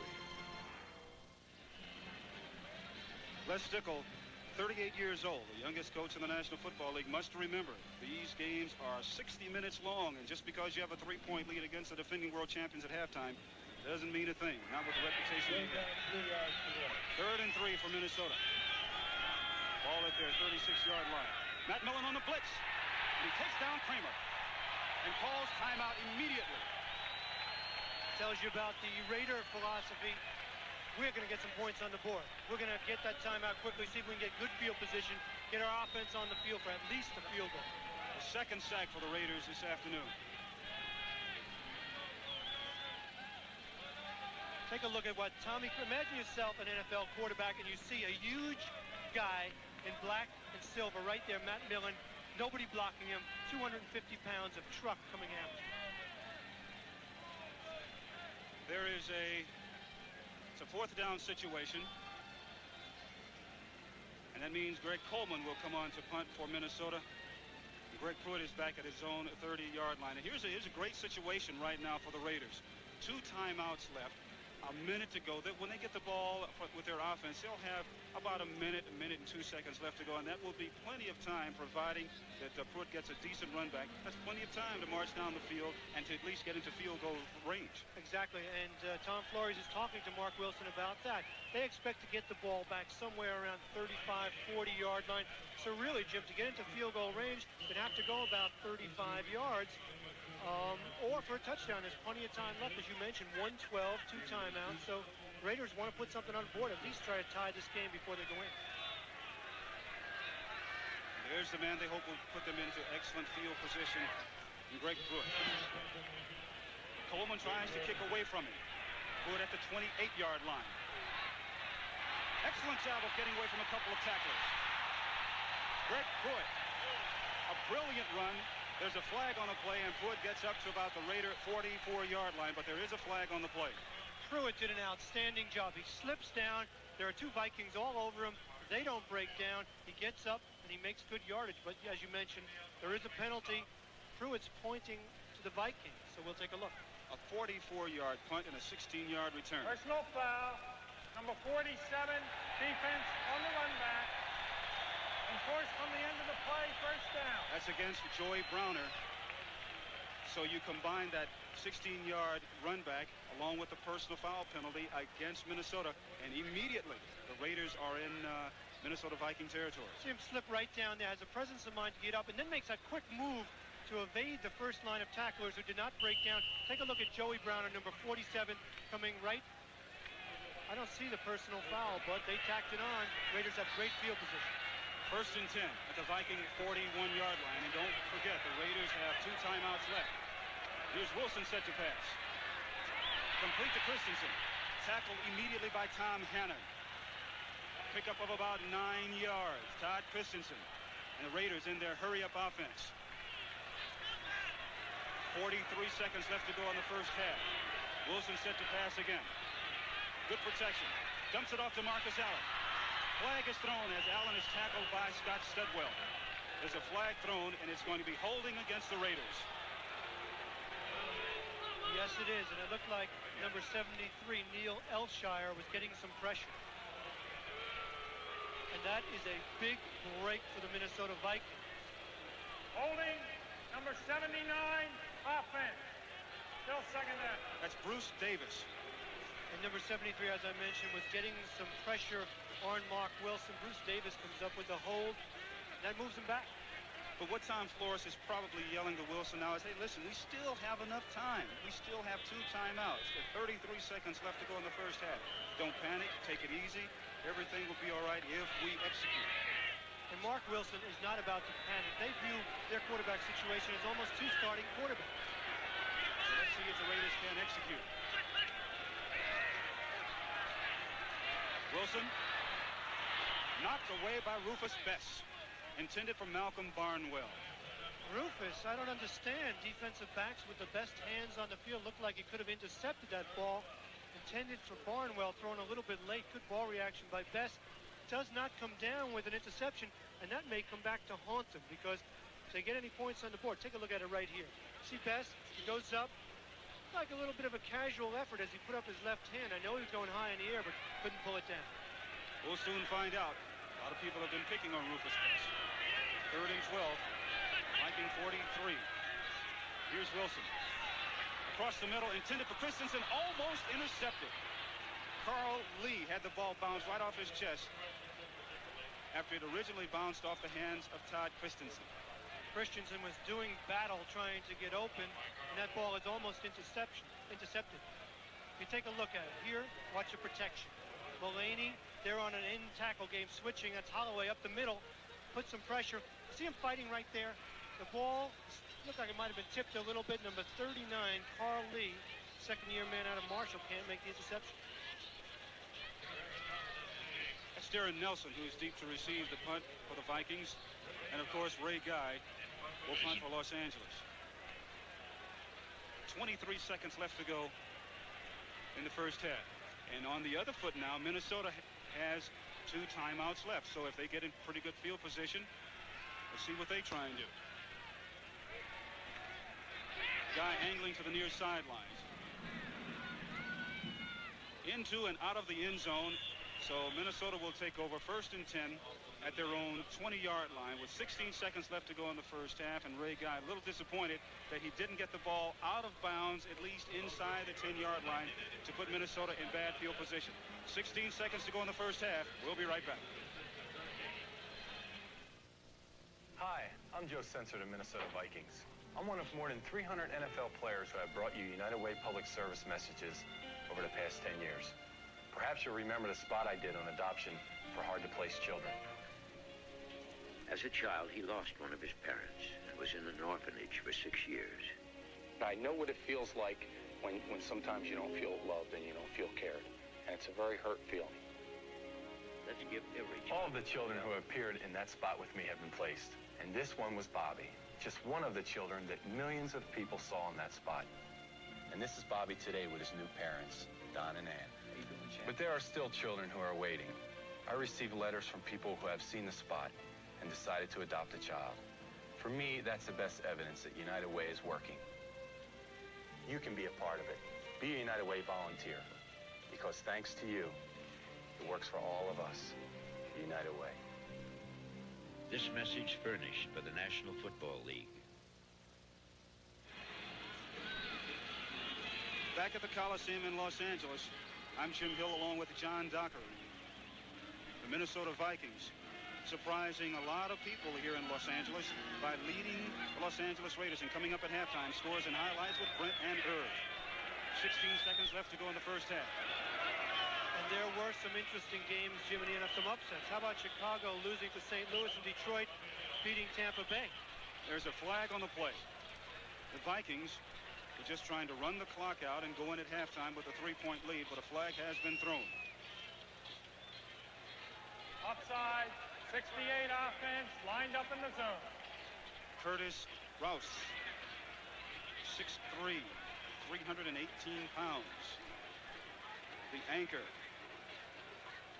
And I would imagine right now that Tom Flores is thinking about what he's going to do and say at halftime. He pretty well sees what Minnesota is going to do. The Vikings are apparently going to be content and just to go in at halftime with a 3-point lead.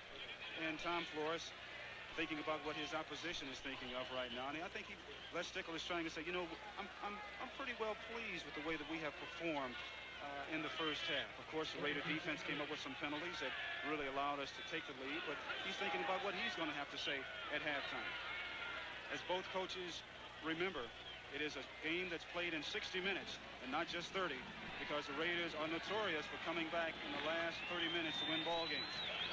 So that's the end of the first half here at the Coliseum in Los Angeles, California, as Les Stickle trots off the field with his Minnesota Vikings leading Tom Flores and his Los Angeles Raiders by the score of 13-10.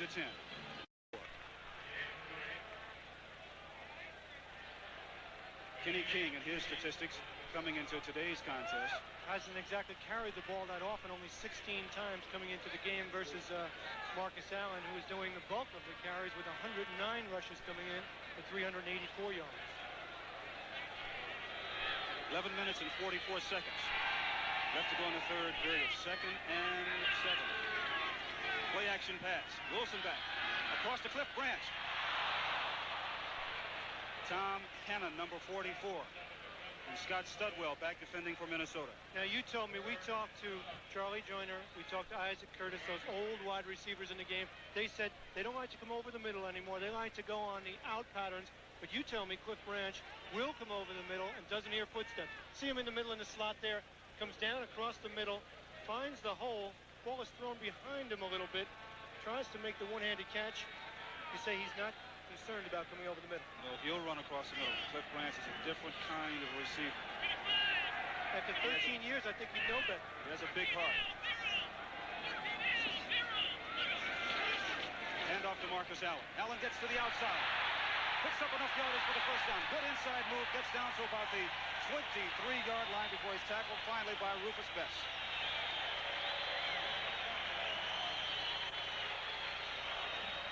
You know, you can hold Marcus Allen for a while, but sooner or later, he's going to do it to you. Remember him in the Super Bowl, that 74-yard run here. Dips inside, breaks outside, has deceiving speed, then puts a move right there on number 39, Carl Lee, to get some extra yards. So quick. 17 yards on the carry then by Marcus Allen, who leads the AFC in total yards with 760, most of that passing. Play action pass again. Wilson, plenty of protection. Complete to Kenny King. Carl Lee in on the tackle for the Vikings, along with Scott Studwell. And the Minnesota Vikings play that straight zone. What the Raiders are trying to do to attack that is just flood areas. That time, Todd Christensen was behind King to one side. King was in front. Marcus Wilson picked him out, gained a couple of yards. 3 to be exact, and it is 2nd and 7. Ball at the Viking 20-yard line. The Raiders trail by 3, but they are on the move. Cliff Branch from Malcolm Barnwell at the top of the screen. Good protection again for Wilson. Plenty of time, and he takes off and starts to run. And Wilson goes down at about the 15-yard line. Scott Studwell covering him there. So you have to credit the Vikings secondary for doing a good job of covering the wide receivers and Todd Christensen downfield for the Raiders, because he had plenty of time to throw. You know, Mark Wilson has been criticized in the past for not having much mobility. He said he resents that conversation. Those kinds of critics who say, I'm just a statue back there. He does have some mobility. He's healthy. He's in his 5th year. And that time, he comes close to the first down by rushing the ball. 3rd and 2. Ball at the 15-yard line of Minnesota. 3rd and 2.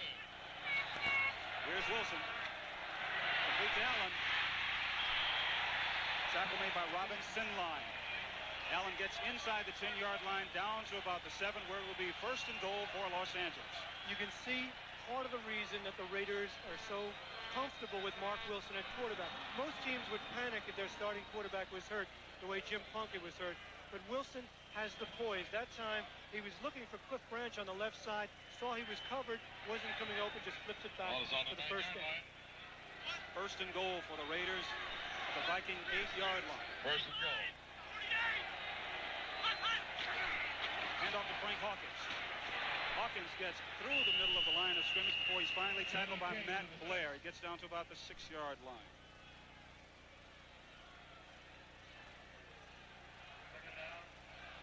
And also down here, a guy like Mark Wilson with mobility, being a healthy quarterback, adds that extra problem for a defense. You roll out, you have that pass run option, you put pressure on a defensive team. And especially the way his offensive line has been blocking. They've been giving him plenty of time.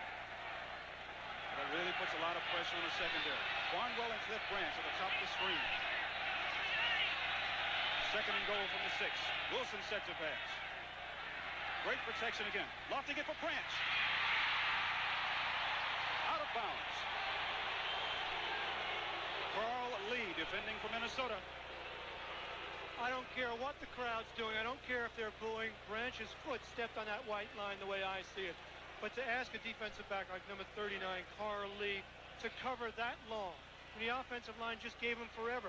Watch them. They're coming all the way across the field. Take a look. That's Branch in the middle, coming all the way across. Left to your screen. There's Lee. He jumps. Lee can't get to the ball. See Branch? 1, second foot. Left foot down out of bounds. Good call. Take a look at it again. Here's the ball. Branch. 1 foot. The other foot. No good. Third and goal from the 6. Wilson's going to pass again. No apparent Raider receiver in the vicinity. The nearest Raider was number 79, Bruce Davis. An important sequence for the Minnesota Vikings as they hold the Raiders, keep them out of the end zone, and force them into a game-tying field goal attempt. So Chris Farr will come in and try to tie the game up with a field goal attempt for the Raiders. Dave Dalby will be the snapper. Wilson will hold, and Chris Farr will attempt a 24-yard field goal. And from this distance, he's perfect. 4 for 4, including a 24-yarder earlier. And he puts through another. So behind the 24-yard field goal by Chris Farr, the Los Angeles Raiders have tied their game with the Minnesota Vikings. 7:47 left to go in the third period. Recently, 2 American travelers dined at the Paris home of the famous chef, Anne Willen. The hostess, who founded Paris's lager and cooking school, served a special Chablis that had won first prize in a prestigious competition. The guests were complimentary. And when asked where the award-winning Chablis might be purchased, Anne, do you know where? the chef replied, Why, I should think just about any way you like. Chablis Blanc from Ernest and Julio Gallo. All the best. Dan, something for your desk. Vice President. You've earned it. Today, Chevrolet has something for you, too. Discover Caprice Classic. Now it's here. Your reward. Just lean back. It's all yours. Caprice, now even better with electronic fuel injection standard, plus traditional full-size comfort and prestige you've earned. So this is today's Chevrolet. Welcome to the club. Drive today, Chevy. Live today, Chevy. Live it. Chevy. Van McElroy, the fine safety for the Raiders, is out of the game right now. We get reports that he is dehydrated. Of course, we understand that he had a little bit of the flu bug earlier in the week. And with the time that the Raider defense has been spending on the field, you can see why he can be dehydrated. Chris Farr just kicked a field goal, kicks off. Ball coming to Darren Nelson, 1 yard deep in the end zone. Darren Nelson tackled by James Davis. Also, Doki Williams down for the Raiders. And you mentioned Van McElroy being dehydrated. And, of course, we know that the Raiders throughout this young season have been a second-half team. But you know what? The Minnesota Vikings are one of the finely conditioned teams in the league. They're not going to wilt. Join CBS Sports next Sunday for exciting NFL action. Detroit at Minnesota from the Metrodome in Minneapolis. Of course, Detroit won today in overtime, so now their record is 2-5. They're going to creep up in that Central Division. Minnesota has to beware today and next week here on CBS. Minnesota better be concerned about the gentlemen in the black jerseys now because the game is all tied. The Vikings have the ball. 1st and 10 at their 25. Anderson in motion. Kramer's all set to pass. Into and out of the hands of Ted Brown. Matt Millen making the tackle there for the Raiders. Third quarter score. Seattle over Buffalo by 3, 24-21. Here's a game. The 49ers have come back. They've tied the Steelers at 10-10 in the 4th period. In the 3rd quarter, Washington leading Dallas by 20, 27-7. 7 minutes, 32 seconds left to go in the 3rd period. 2nd and 10 for the Vikings. Tommy Kramer trying to move his Minnesota team down the field after taking an early lead to watch the Raiders come back and tie it. Mike Jones in motion, and Kramer's going to try and pass again. Throwing right down the middle of the field. It's complete to Jones. Tackle made by Matt Millen. So the man who went in motion, what the Vikings talked about yesterday, they're going to try and show him a lot of different formations.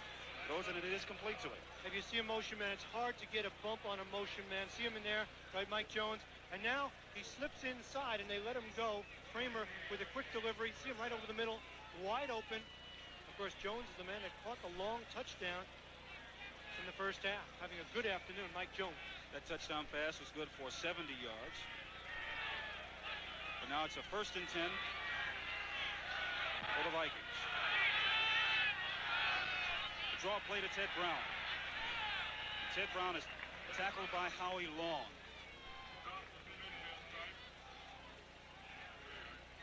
So Minnesota picks up about 2 yards. 2.5 yards, and we're going to call it 2nd and 7. Howie's saying to himself, we got to get something going here. Got to make something happen. Of course, Howie is the man that can do it. They look for a mismatch that Raider defense does. They try to put Howie over someone who's a mismatch. He's so strong and so quick that you'll see him move around inside, outside, all over the defensive line. Ted Brown, a lone setback for the Vikings. Inside draw to Brown. He tries to get away from pressure. Here's Squarick.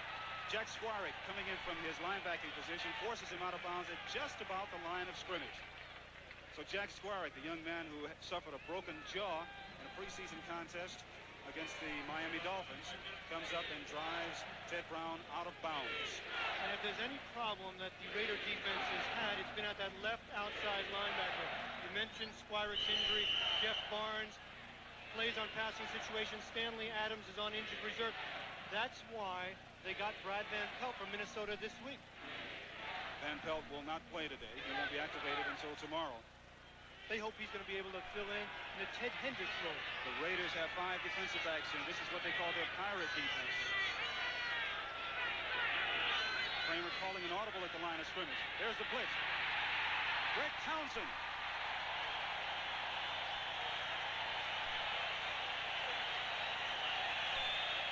Greg Townsend fulfilling his specialty role as a pass rusher. You just got a good example of why they call him Ricochet Rabbit, because he's so quick. There are not that many offensive linemen who can really block him. And they take a look at it again here. The Raiders are a team. See the blitz coming up the middle. It's picked up by Ted Brown right there.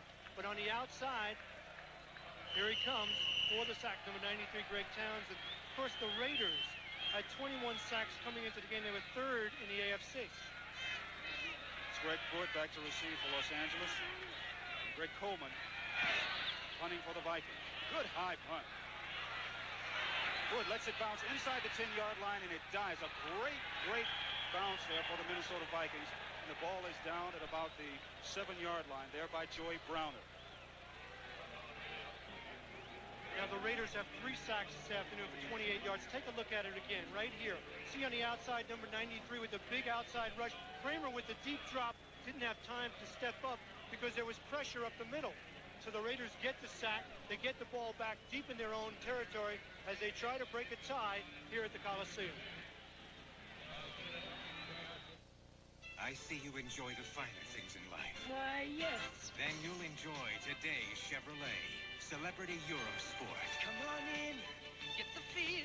Enjoyment waits at the wheel as the road comes alive. special sports suspension, Euro styling. That's solid if it takes every set we got. Monday. Next Sunday, a CBS Sports special, John. America's Marathon Chicago with some of the finest marathon runners really in the world.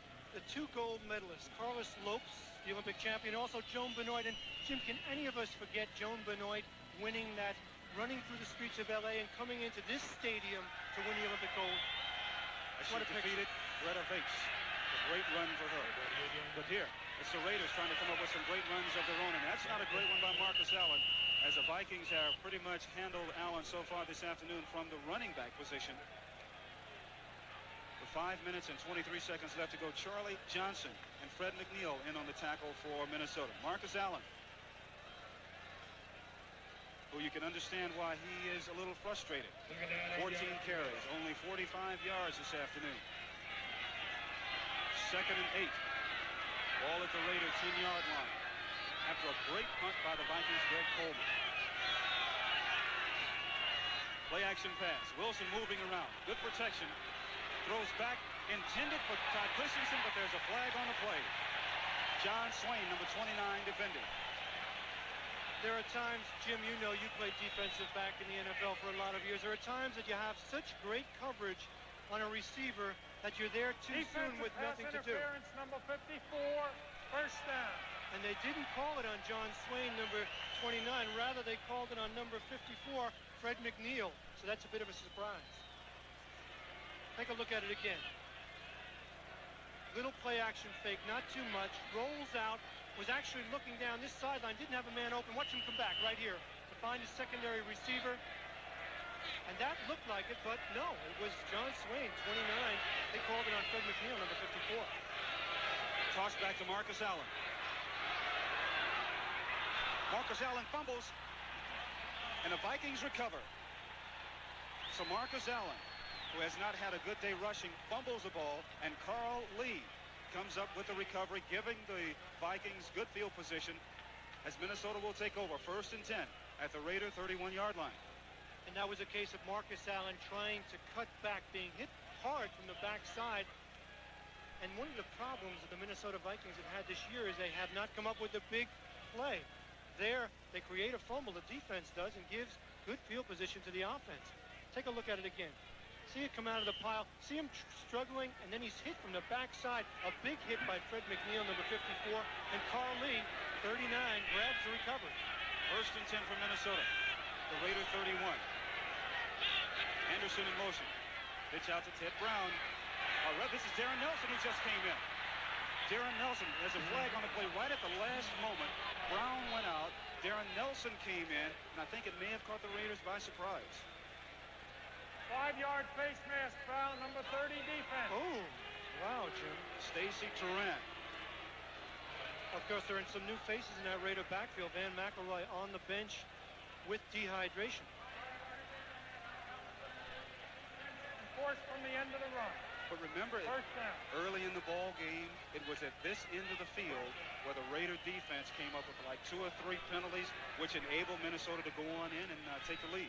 I want to see if we can take a look and see if we can find number 30 at the end of this play with the face mask. See him right there, grab on, yanks Ted Brown's head around for the penalty. 1st and 10 for Minnesota. Inside handoff. Bob Nelson bringing Ted Brown down from behind. And now the Raiders once again on defense trying to really psych themselves up, pump themselves up just a little bit more, and you see the frustration coming out. Boy, take a look at the top of your screen here, and you see a great read by number 51, Nelson. Comes across. Ball carrier has no chance whatsoever. Good play by linebacker. So now Greg Townsend checks in. Lyle Alzado comes out along with Bob Nelson. Nelson is replaced by Otis McKinney. Gives the Raiders 5 defensive backs. 2nd and 12. Ball at the Raider 18-yard line. Here's Kramer set to pass. The ball is complete to Steve Jordan. Lester Hayes on the coverage for Los Angeles. Steve Jordan. And you have to admire Tommy Kramer. He was being pressured by big Howie Long, 6'5", 270 pounds. Take a look at it. Kramer shows some quickness. See him coming on the right side there. Watch how he longs. See him? The ball wobbles a little bit, but still Jordan along the sideline makes the reception. Third-year Marinette Brown. So now Bill Piquel, Al Zato, Sean Jones report in for Los Angeles. Townsend making great substitutions. There are numerous substitutions. Here's the toss back, and that's Anderson. Down to about the goal line. Alfred Anderson's tackled by Matt Millen. What Alfred Anderson does, the rookie out of Baylor, 6'1", 224, is gives the Vikings something they haven't had for a long time. That's a quick runner with power and speed inside. Here he shows some of it. See him bounce off some tacklers. It's very close to the goal line. It will be 2nd and goal from the 1-yard line. The Vikings have 3 tight ends in the game now. Jordan in motion. And Kramer fumbles the ball on the snap from center. Jack Squire comes in to cover him up for Los Angeles. It appeared then that they were going to try and get the ball to Ted Brown on an off-tackle play.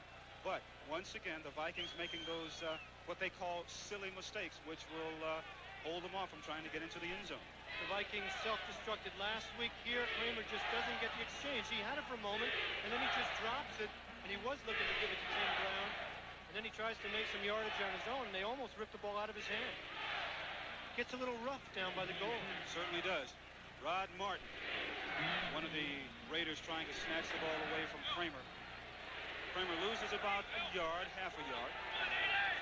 1:55 left to go in the 3rd period. Play action pass. Into the end zone, complete, touchdown.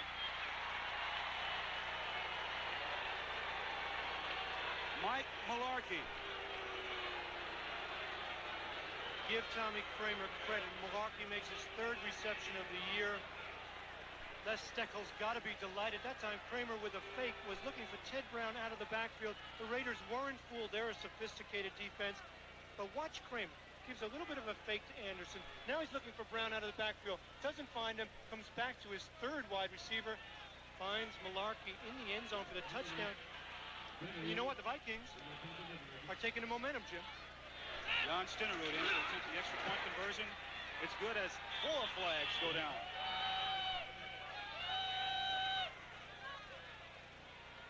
We also should mention that on that touchdown pass, there's a good block there by Alfred Anderson picking up a blitzing Matt Millen. 12 men on the field against the defense. Point is good. Tacked onto the kickoff. So the Raiders had 12 men on the field. Jan Stenerud's extra point conversion was good. You see Kramer looking one way. He looks the other way. Finally comes back to his 3rd wide receiver. Throws a duck into the end zone. Doesn't matter. Mularkey has it. Cuddles it. Holds on. And the Vikings take the lead here at the Coliseum.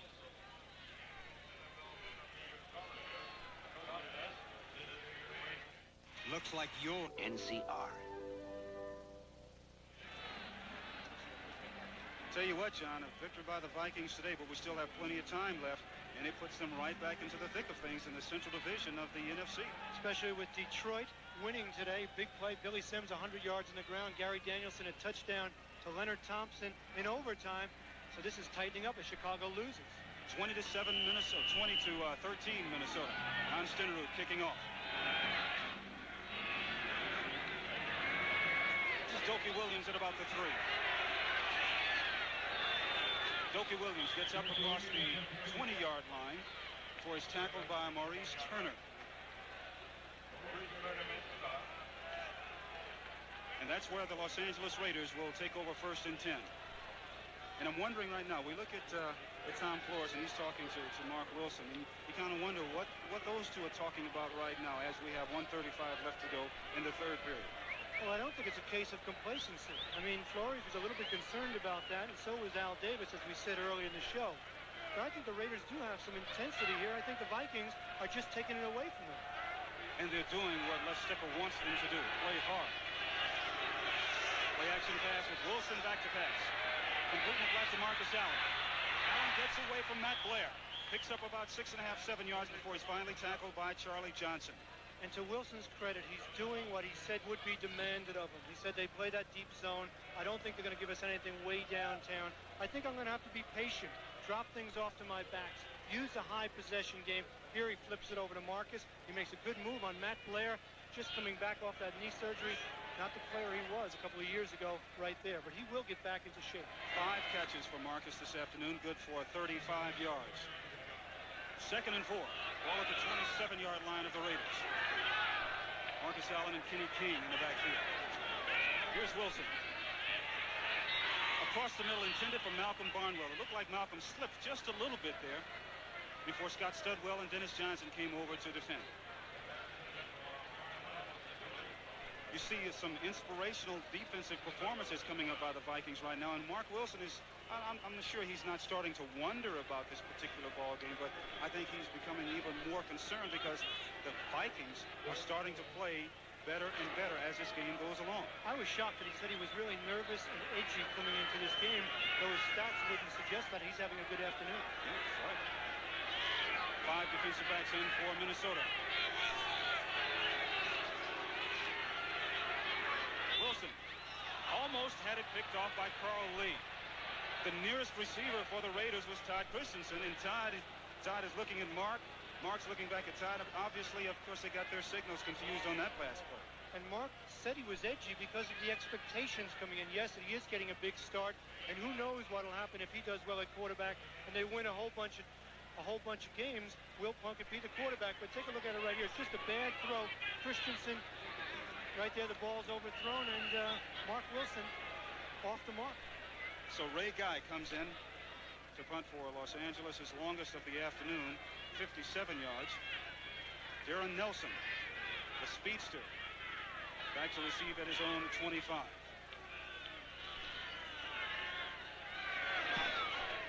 Guy gets off a beautiful punt. Goes out of bounds at the Minnesota Viking 18-yard line. So that's where the Vikings will take over 1st and 10 as Minnesota leads Los Angeles 20-13 behind that 55-yard punt. Set. Those are the only two that really feel good, I would imagine, about the ball game here as far as the Raiders are concerned. On the other side of the field, the Minnesota Vikings, maybe those are Viking fans. They're wearing some Raider colors, though. I don't think so. The Vikings lead the Raiders 20-13. 1st and 10. The Minnesota 18-yard line. Tommy Kramer tosses back to Alfred Anderson. Alfred Anderson fumbles the ball, and the Raiders get it back.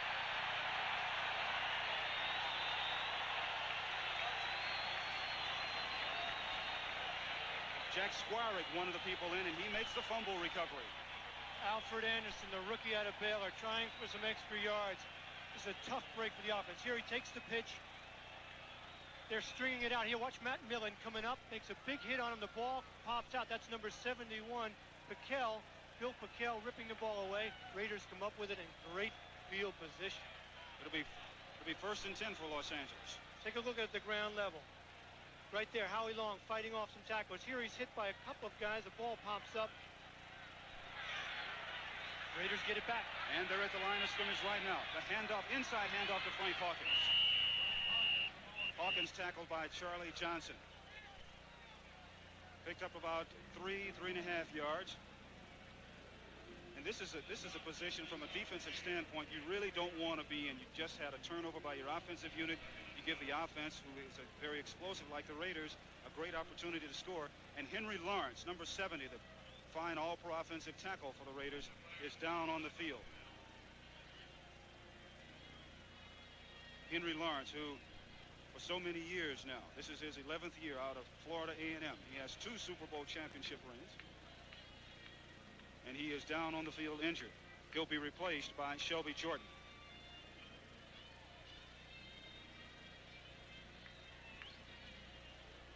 Nine seconds left to go here in the 3rd period. Finals from this afternoon. Earlier this afternoon, the New York Giants defeating Atlanta 19-7. Oh, that's an upset. That's a real surprise. The Giants were having their problems. They were buried by San Francisco on Monday night. Other scores, finals. It's the Jets over Cleveland, 24-20. Hooray, Jets win. They continue to win. Not against good competition, but they're still winning.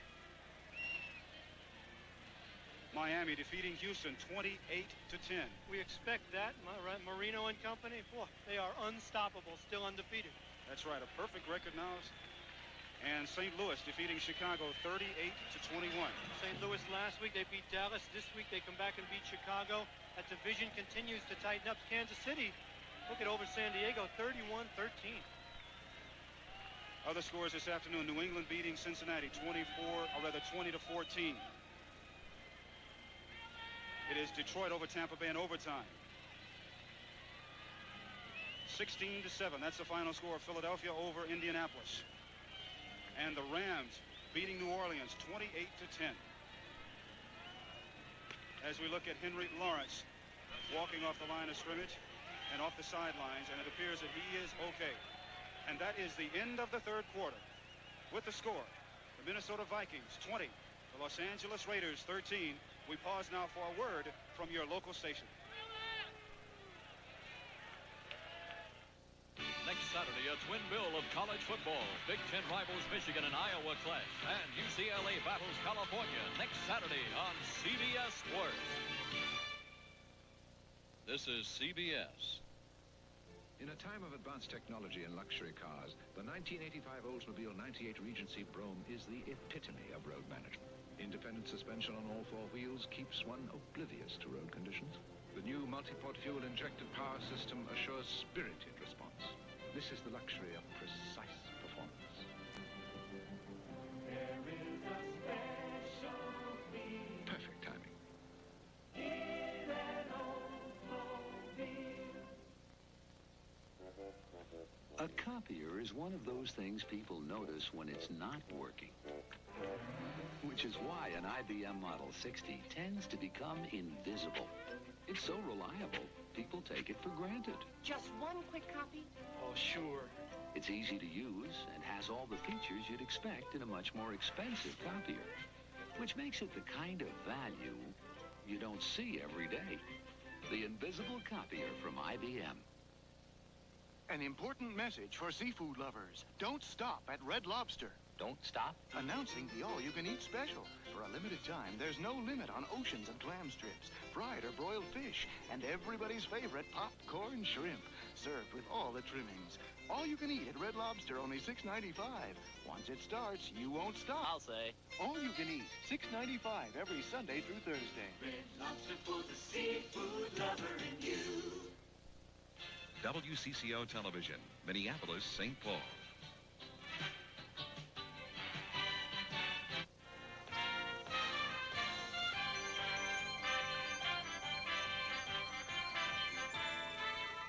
CBS Sports coverage of the National Football League is sponsored by Subaru. Inexpensive and built to stay that way. Wagner, the right tool for painting. And by Skoal Bandits, tobacco in a neat little pouch. It's a little pouch of pleasure.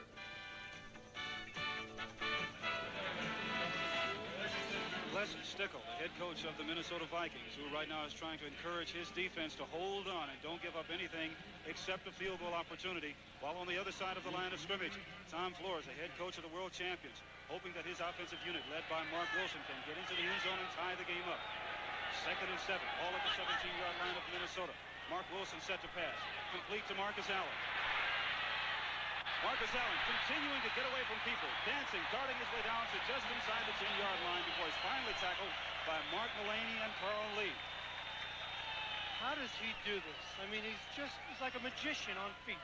Take a look at it right here. Tommy Hannon has a good shot, breaks down. Wilson just flips it out, an easy pass. And watch him right here. He appears to be grabbed right there by number 45, Hannon. He misses. Matt Blair misses. 3 or 4 others. He looks like a matador dodging a bull. So quick with great body control. Outstanding runner in Marcus Allen. Outstanding wide receiver as well. 6 receptions, 42 yards so far. Fourth quarter just getting underway. 14-15 left. Inside handoff to Frank Hawkins. Hawkins battling his way inside the 5-yard line before he's tackled by Carl Lee. And you think about the Vikings right now. Only 3 teams have given up more points than the Viking defense so far this year. The Vikings have given up, going into this ball game, 164 points. Other 27 teams, points a game. You're right. They've had their problems on giving up points. Indianapolis, Houston, and Buffalo, the other 3 teams that have given up more points than Minnesota. Second and goal. All on the 4. Hawkins again. Frank Hawkins down to about the 1-yard line. Scott Studwell in on the tackle for Minnesota. Dalby, number 50. Davis, 79. Charlie Hanna, 73. Leading the charge in the middle of that big Raider offensive line. Raiders have always had that size in the offensive line. That's their formula for success. Get a huge offensive line, a good wide receiver, and protect your quarterback. Shelby Jordan and Kurt Marsh in the offensive line up now in that big offensive line for the Raiders. Third and goal. Ball at the 1-yard line. The Raiders trail by 7. Marcus Allen and Frank Hawkins in the backfield. Hand off to Marcus Allen. He dives in for the score.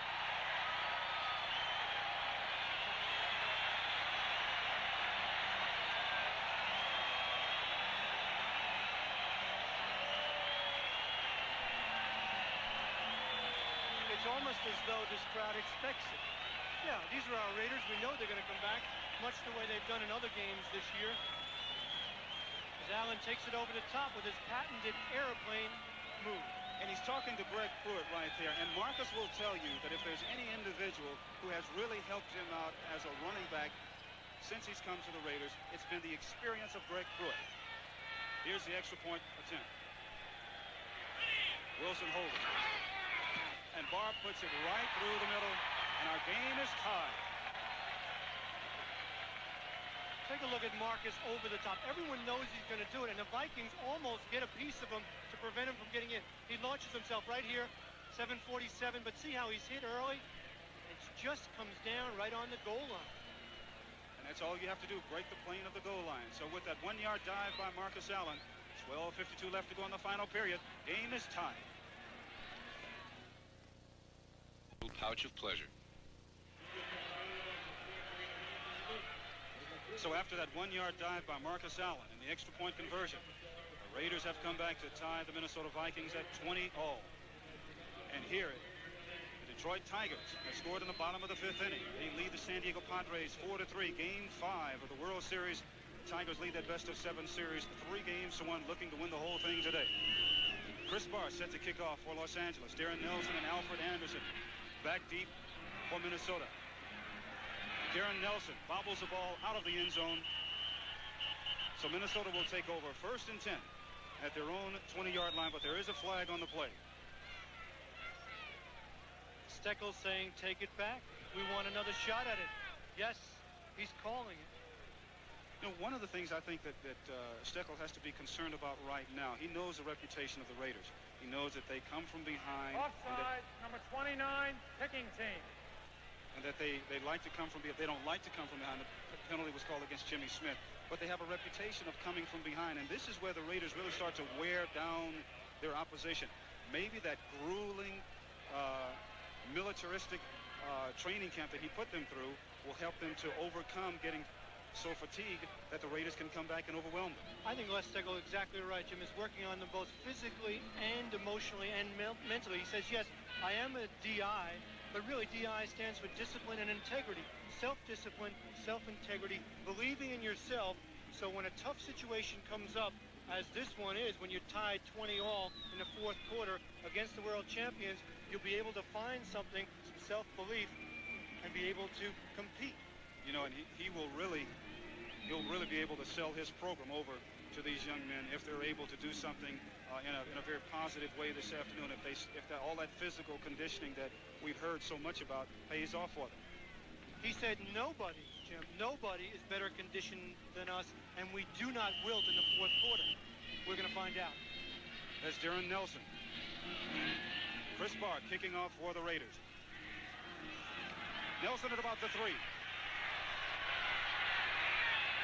Darren Nelson gets over the 25 up to about the 28-yard line, and that's where the Vikings will take over 1st and 10. Tackle there made by Tony Caldwell.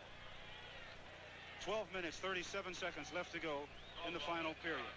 And now we're going to find out about if I have a quarterback who I am asking to take my team in a very tough situation, I want a guy like Tommy Kramer.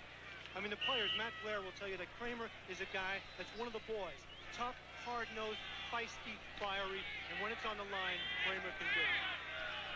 He's going against an opposition that has those same adjectives. Oh, no doubt about it. Look at those cornerbacks, that defensive unit for the Raiders.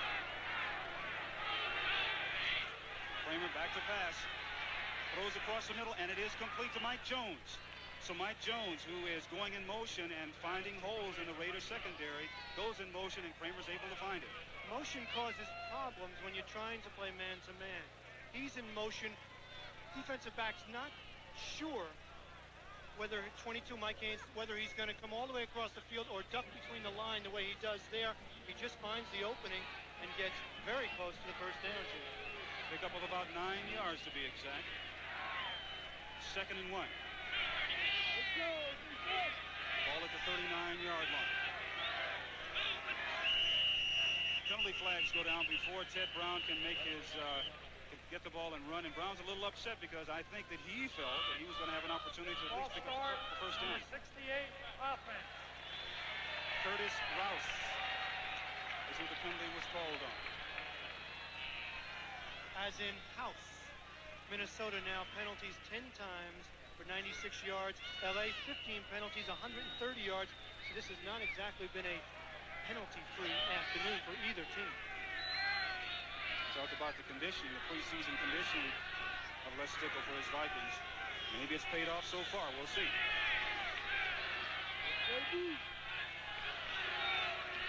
Draw play. Ted Brown coming to the outside. Bobbles the ball and kicks it.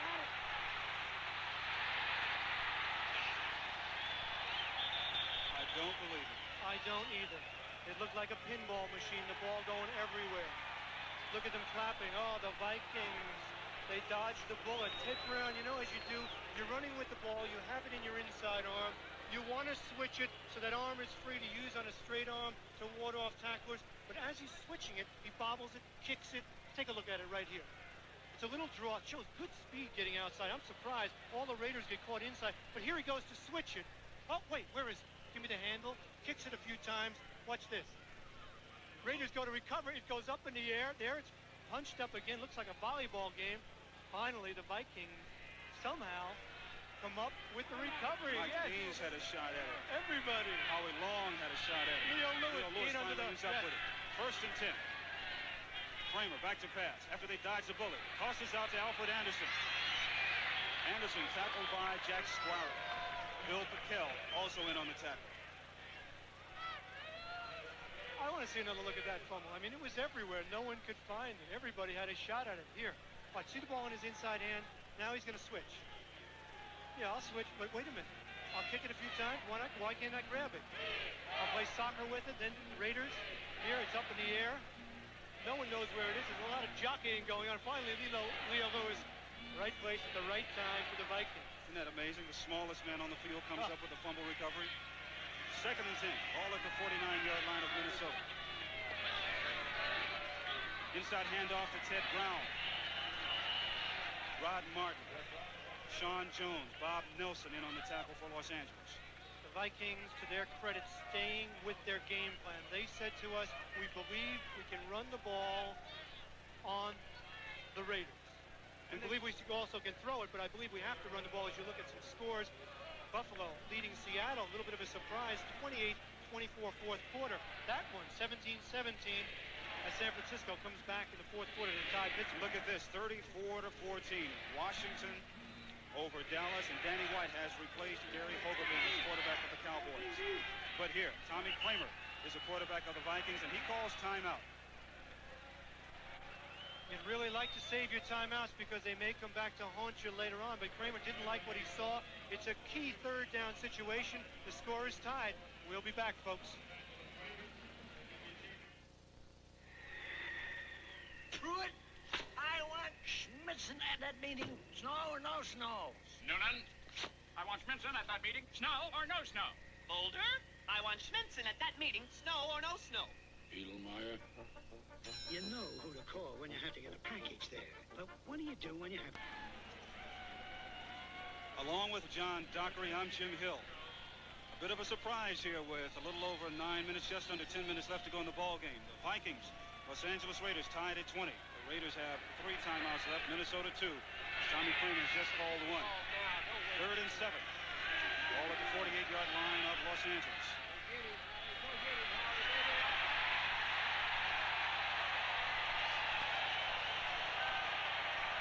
And the Raiders are really getting fired up.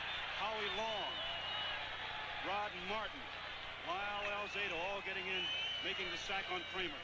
Sean Jones throwing blows with Curtis Rouse. Howie is either the fastest, the quickest defensive lineman I've ever seen, or he's offsides. Take a look at him right here. Ball isn't snapped. Great anticipation. He gets off the ball in a hurry. He's in before Kramer can even set up. So is everybody else.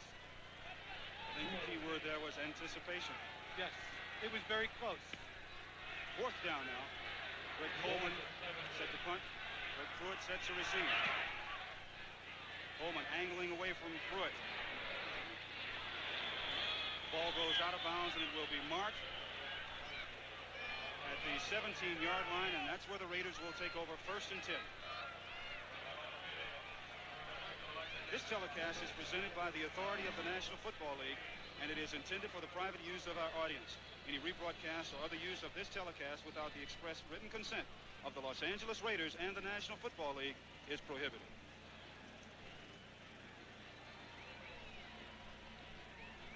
The Vikings have really surprised a lot of people, and in a way, you think maybe they've surprised themselves, John?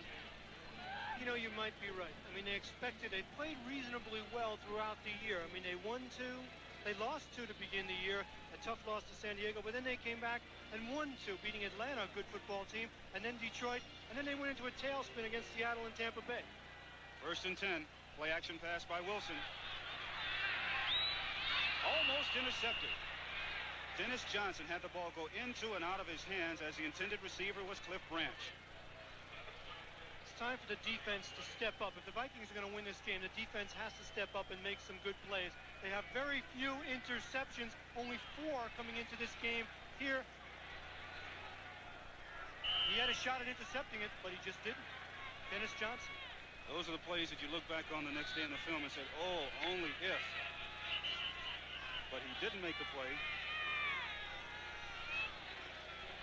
And the Raiders will have it 2nd and 10 at their own 17-yard line. The Raiders going for their 6th win of the year. The ball had to be respotted. And the Vikings have surprised a lot of people, leading for most of the first half, and now the game is all tied at 20. Here's Wilson back to pass. Complete to Todd Christensen.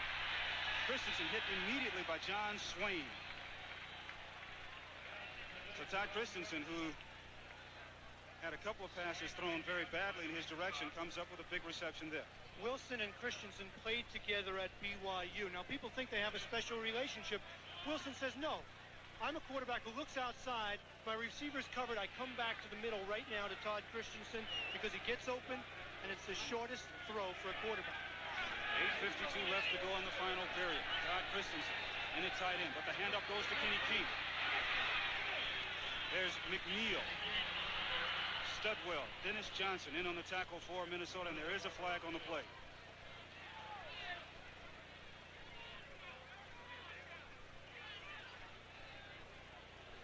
The preliminary call, holding against the Raiders.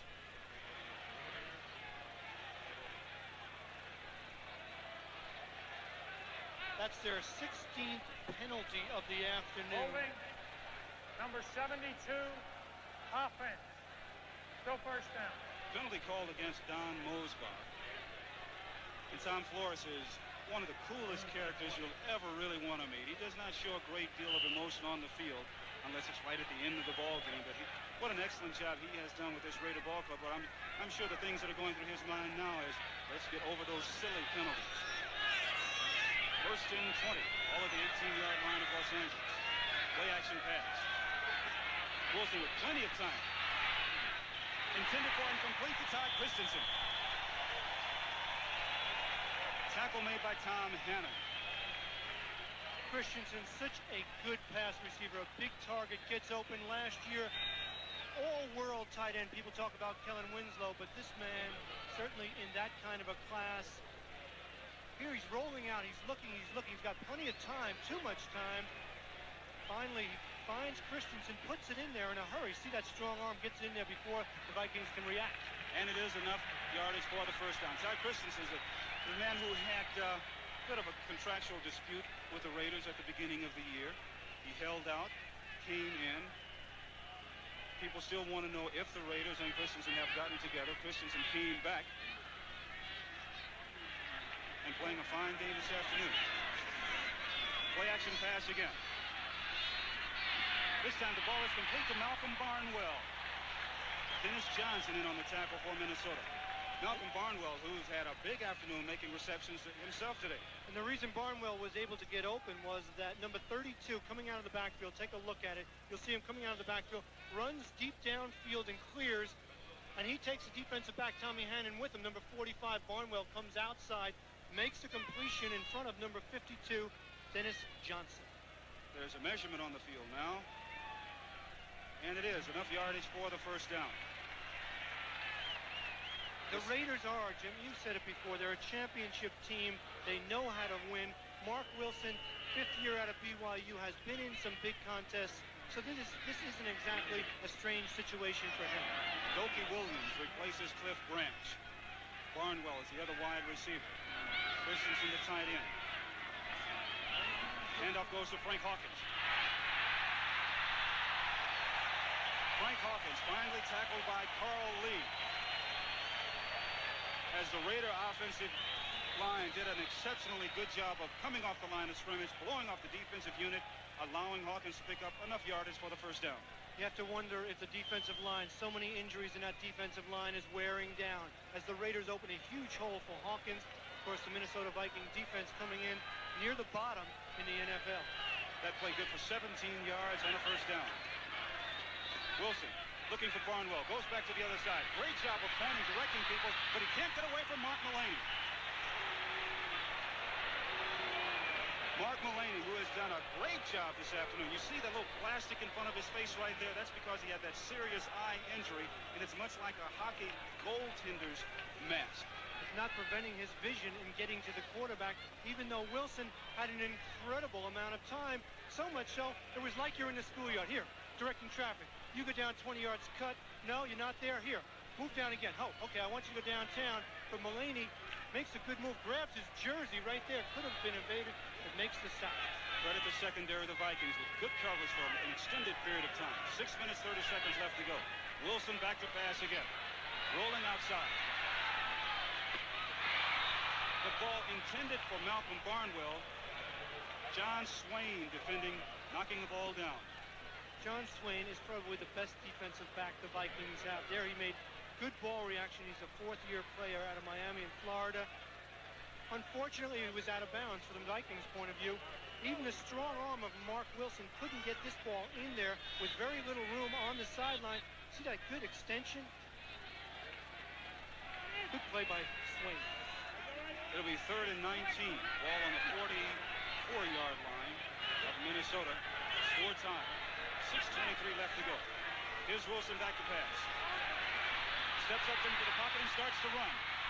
And Mark Wilson goes down inside the 30-yard line, or about the 34-yard line. Tackle there made by Doug Martin. Now, I'd say Florey's heart does a little fluttering, as well as Al Davis's, when they see Mark Wilson taking off. Of course, Jim Plunkett, injured reserve with a stomach muscle pull and a hip pointer. And if Mark Wilson isn't the man, then they go to Ray Guy, the punter, is the next quarterback who would come in for the Raiders if Wilson were hurt. That brings up 4th down. The Raiders will punt. Coming up following football, 60 minutes. So Ray Guy, who has one of the strongest legs and has been one of the greatest punters in the National Football League, if he punts the ball, will obviously try to down it inside the 10-yard line, maybe angling for one of the corners. An incredible stat. He's averaged 43 yards in 11 years. Ray Guy has, as we look at Darren Nelson awaiting the punt. Here's a timeout on the field.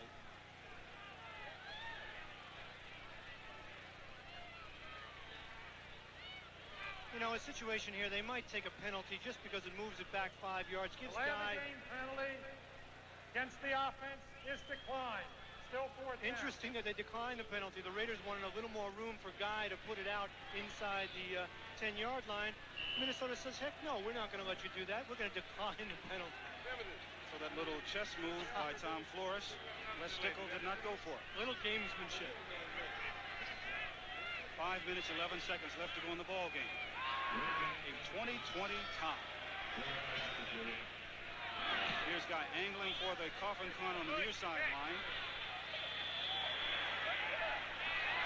And the ball will be marked at about the 10-yard line. That's where Minnesota will take over 1st and 10. So Ray Guy did his job then. He didn't want to kick the ball out of the end zone to bring it back to the 20. He kicked it out at the 10-yard line.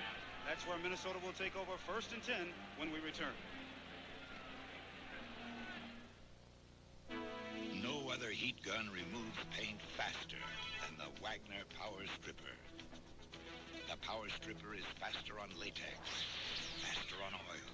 The Power Stripper gives you 2 temperature settings and a range of tips to give you versatility few heat guns can match.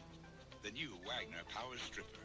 It's the perfect tool for taking paint off from the people who know so much about putting it on. Wagner, the right tool for painting. Last year, car makers spent a record $1 billion in advertising just to tell you how wonderful their cars are. Fortunately, there's a more objective opinion, car owners. According to a recent survey of all the cars in America, import or domestic, car owners rated Subaru second only to Mercedes in customer satisfaction. And that's the kind of advertising money can't buy. Subaru, inexpensive and built to stay that way. The Minnesota Vikings find themselves in somewhat of a hole right now as they have the ball 1st and 10 at their own 10-yard line. Score tied at 20. Tommy Kramer handing off to Anderson.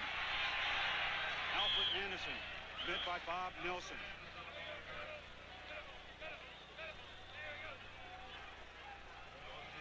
Here's the final. The 49ers have fallen from the ranks of the undefeated, losing to Pittsburgh 20-17. Here's another one. Washington defeating Dallas 34-14 in the 4th quarter. Buffalo over Seattle, or rather Seattle over Buffalo 31-28.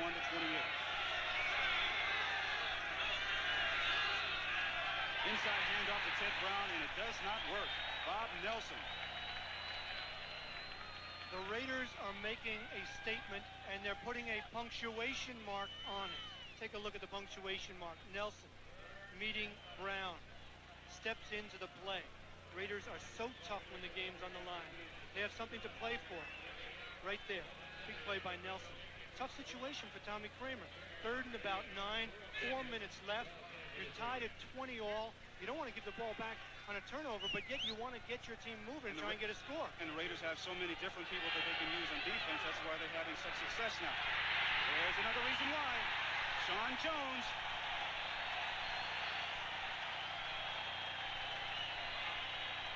And the Raiders' top draft choice comes through with flying colors. So now it'll be up to Greg Coleman as frustration sets in. You know, they're so high on Sean Jones, number 99. He was drafted in the 2nd round this year out of Northeastern, and there he shows why the Raiders are so high on him. Coleman back to punt for Minnesota. He'll have to watch himself that he doesn't step on the end line. The Vikings are missing him in.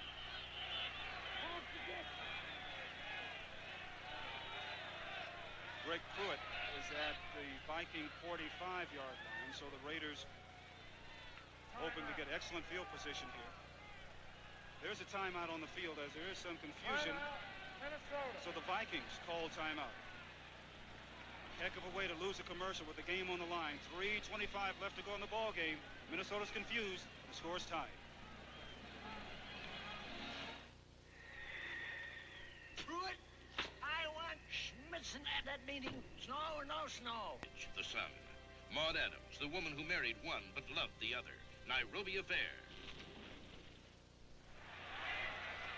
Minnesota finally gets 11 men on the field.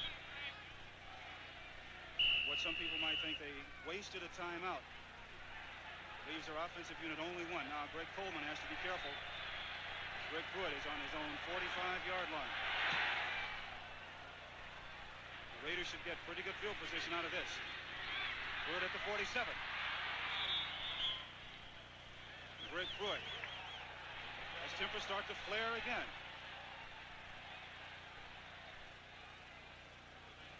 That's Ted Watts, number 20, getting upset. Don Hasselbeck, the former Raider, coming over, and he's trying to do anything he can to help his present team to defeat his former teammates. Now for an NFL update, let's go to Brent Musburger in New York. Jim, there's only one unbeaten team left in the National Football League. San Francisco's Ray Wershing misses a field goal that would have tied the Pittsburgh Steelers. They lose. Miami stays unbeaten. And the Tigers have just hit a home run off the goose. They're closing in on a world championship. Back to Jim. All right, Brent, thank you very much for a combination of sports. Brent knows it all in New York, doesn't he? Absolutely. 3:15 left to go in the ball game. The Raiders have the ball 1st and 10. Inside handoff. Frank Hawkins. Tackle made by Carl Lee.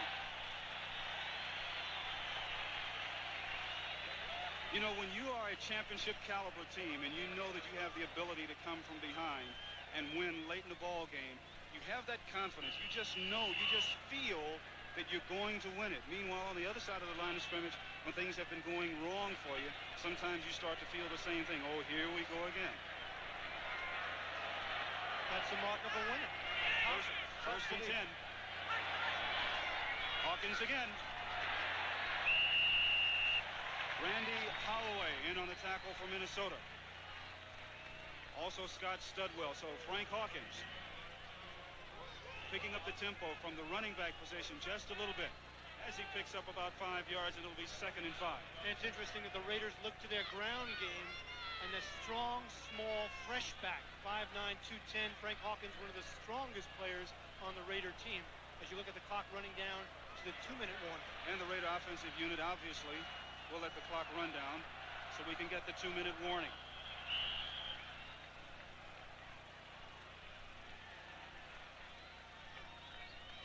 So with 2 minutes left to go in our ball game, don't you folks go away. It's going to be an exciting finish. The Los Angeles Raiders and the Minnesota Vikings are tied at 20. We'll be back with the exciting final 2 minutes in just a moment. To thousands of people like Eddie, it's the one thing they thought they would never have. A chance to make it. We are about to begin the final 2 minutes of play from the Los Angeles Memorial Coliseum. I'm Jim Hill along with John Dockery. The Minnesota Vikings and Los Angeles Raiders are tied at 20. One of the problems the Minnesota Vikings have is that they only have one timeout left.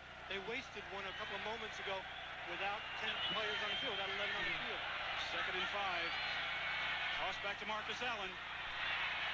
Marcus Allen gets down to about the 15, just inside to about the 14.5-yard line before he's tackled by Neil Elshire.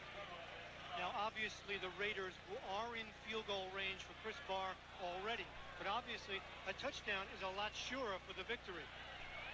So it's going to be interesting to see. I think they're going to just run safe, high-percentage plays, hope to not create a turnover, an interception, a fumble, and take their shot at winning with a field goal.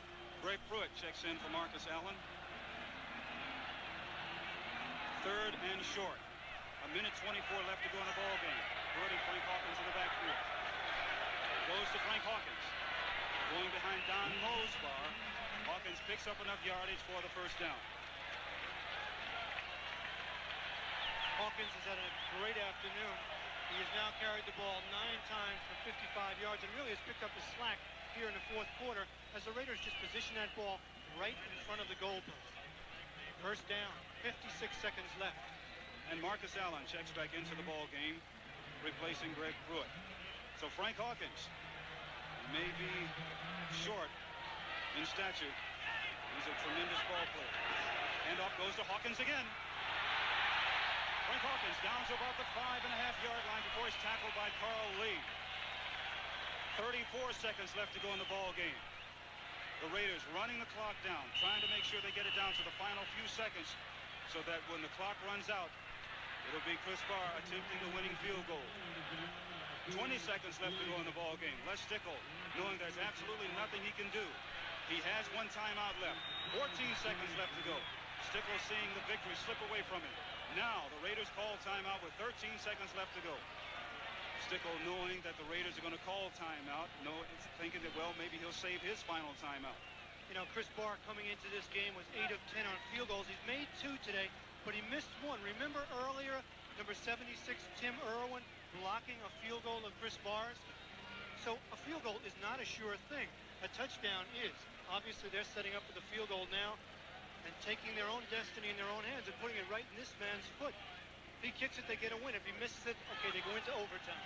Still a chance for victory. Well, you know, you put pressure on people, or you put people in different situations because that's what they're paid to do. And Barr is paid to come through in pressure-type situations. And he had. I mean, last year he had that great career high, 114 points. He was simply spectacular. He's a pressure kicker. And from this distance, Barr has not missed so far this year. He's a perfect 5 for 5 on field goal attempts from 20 to 29 yards. But the Vikings, remember in years past, I remember when I was in Green Bay playing against them, one of the great things that they did was block extra points and field goals. They won many, many ball games from their special teams unit. What they can't forget about here is think so much field goal that they let the Raiders get into the end zone for the touchdown.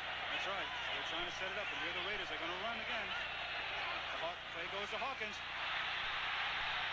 Frank Hawkins. 6 seconds, 5 left, 4, 3, 2. Oh, did Mark Wilson wait a long time to call that timeout? It was close. So what the Raiders did, Barr had started to come out on the field. They brought him back off, decided to run one play because Tom Flores, looking up, seeing that Minnesota had one timeout left, he said, okay, and the chess game continues to move right along. But you mentioned it, if there's a team in the NFL who can block a field goal, it's the Minnesota Vikings. They have the knack. Tim Irwin, number 76, did it earlier in this contest. Let's see if he can do it again and give the Vikings a shot to come back and win this game in overtime. 2 seconds left to go in the ball game. The score is tied at 20. You see Les Stickle signaling to his defensive unit.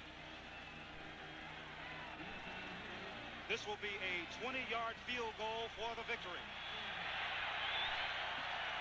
Mark Wilson will hold. Christensen will snap. Chris Barr for the 20-yard winning field goal.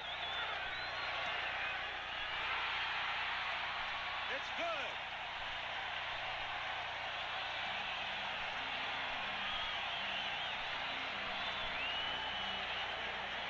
Les Stickle coming over to congratulate Tom Flores. Not by much, it wasn't good. Wow. It looked like it might have been off to the side, but it did go through, so the Raiders win it. A valiant effort by the Minnesota Vikings, but on a 20-yard field goal by Chris Barr, the Raiders win 23-20. We'll be right back. Century, where hardware isn't a sideline. Here's the winning field goal by Chris Barr. Didn't make it by much. Jim, not exactly perfection by Chris Barr. Take a look at it here. He hooks it a little bit to the left, and it just gets inside the upright. But it's good enough. Take a look at the reaction here. Chris Barr, oh yes, get in, get in, get in. Oh, relief that he didn't miss it. Just by a little bit. This is Jim Hill for John Dockery saying so long from the Los Angeles Memorial Coliseum, where the final score, Los Angeles 23, Minnesota 20. Be sure to join CBS Sports next Sunday for exciting NFL action, where you'll be seeing the Detroit Lions take on the Minnesota Vikings. It's all starting with the NFL today at 12:30 Eastern, 11:30 Central on CBS. You've been watching CBS Sports coverage of the National Football League.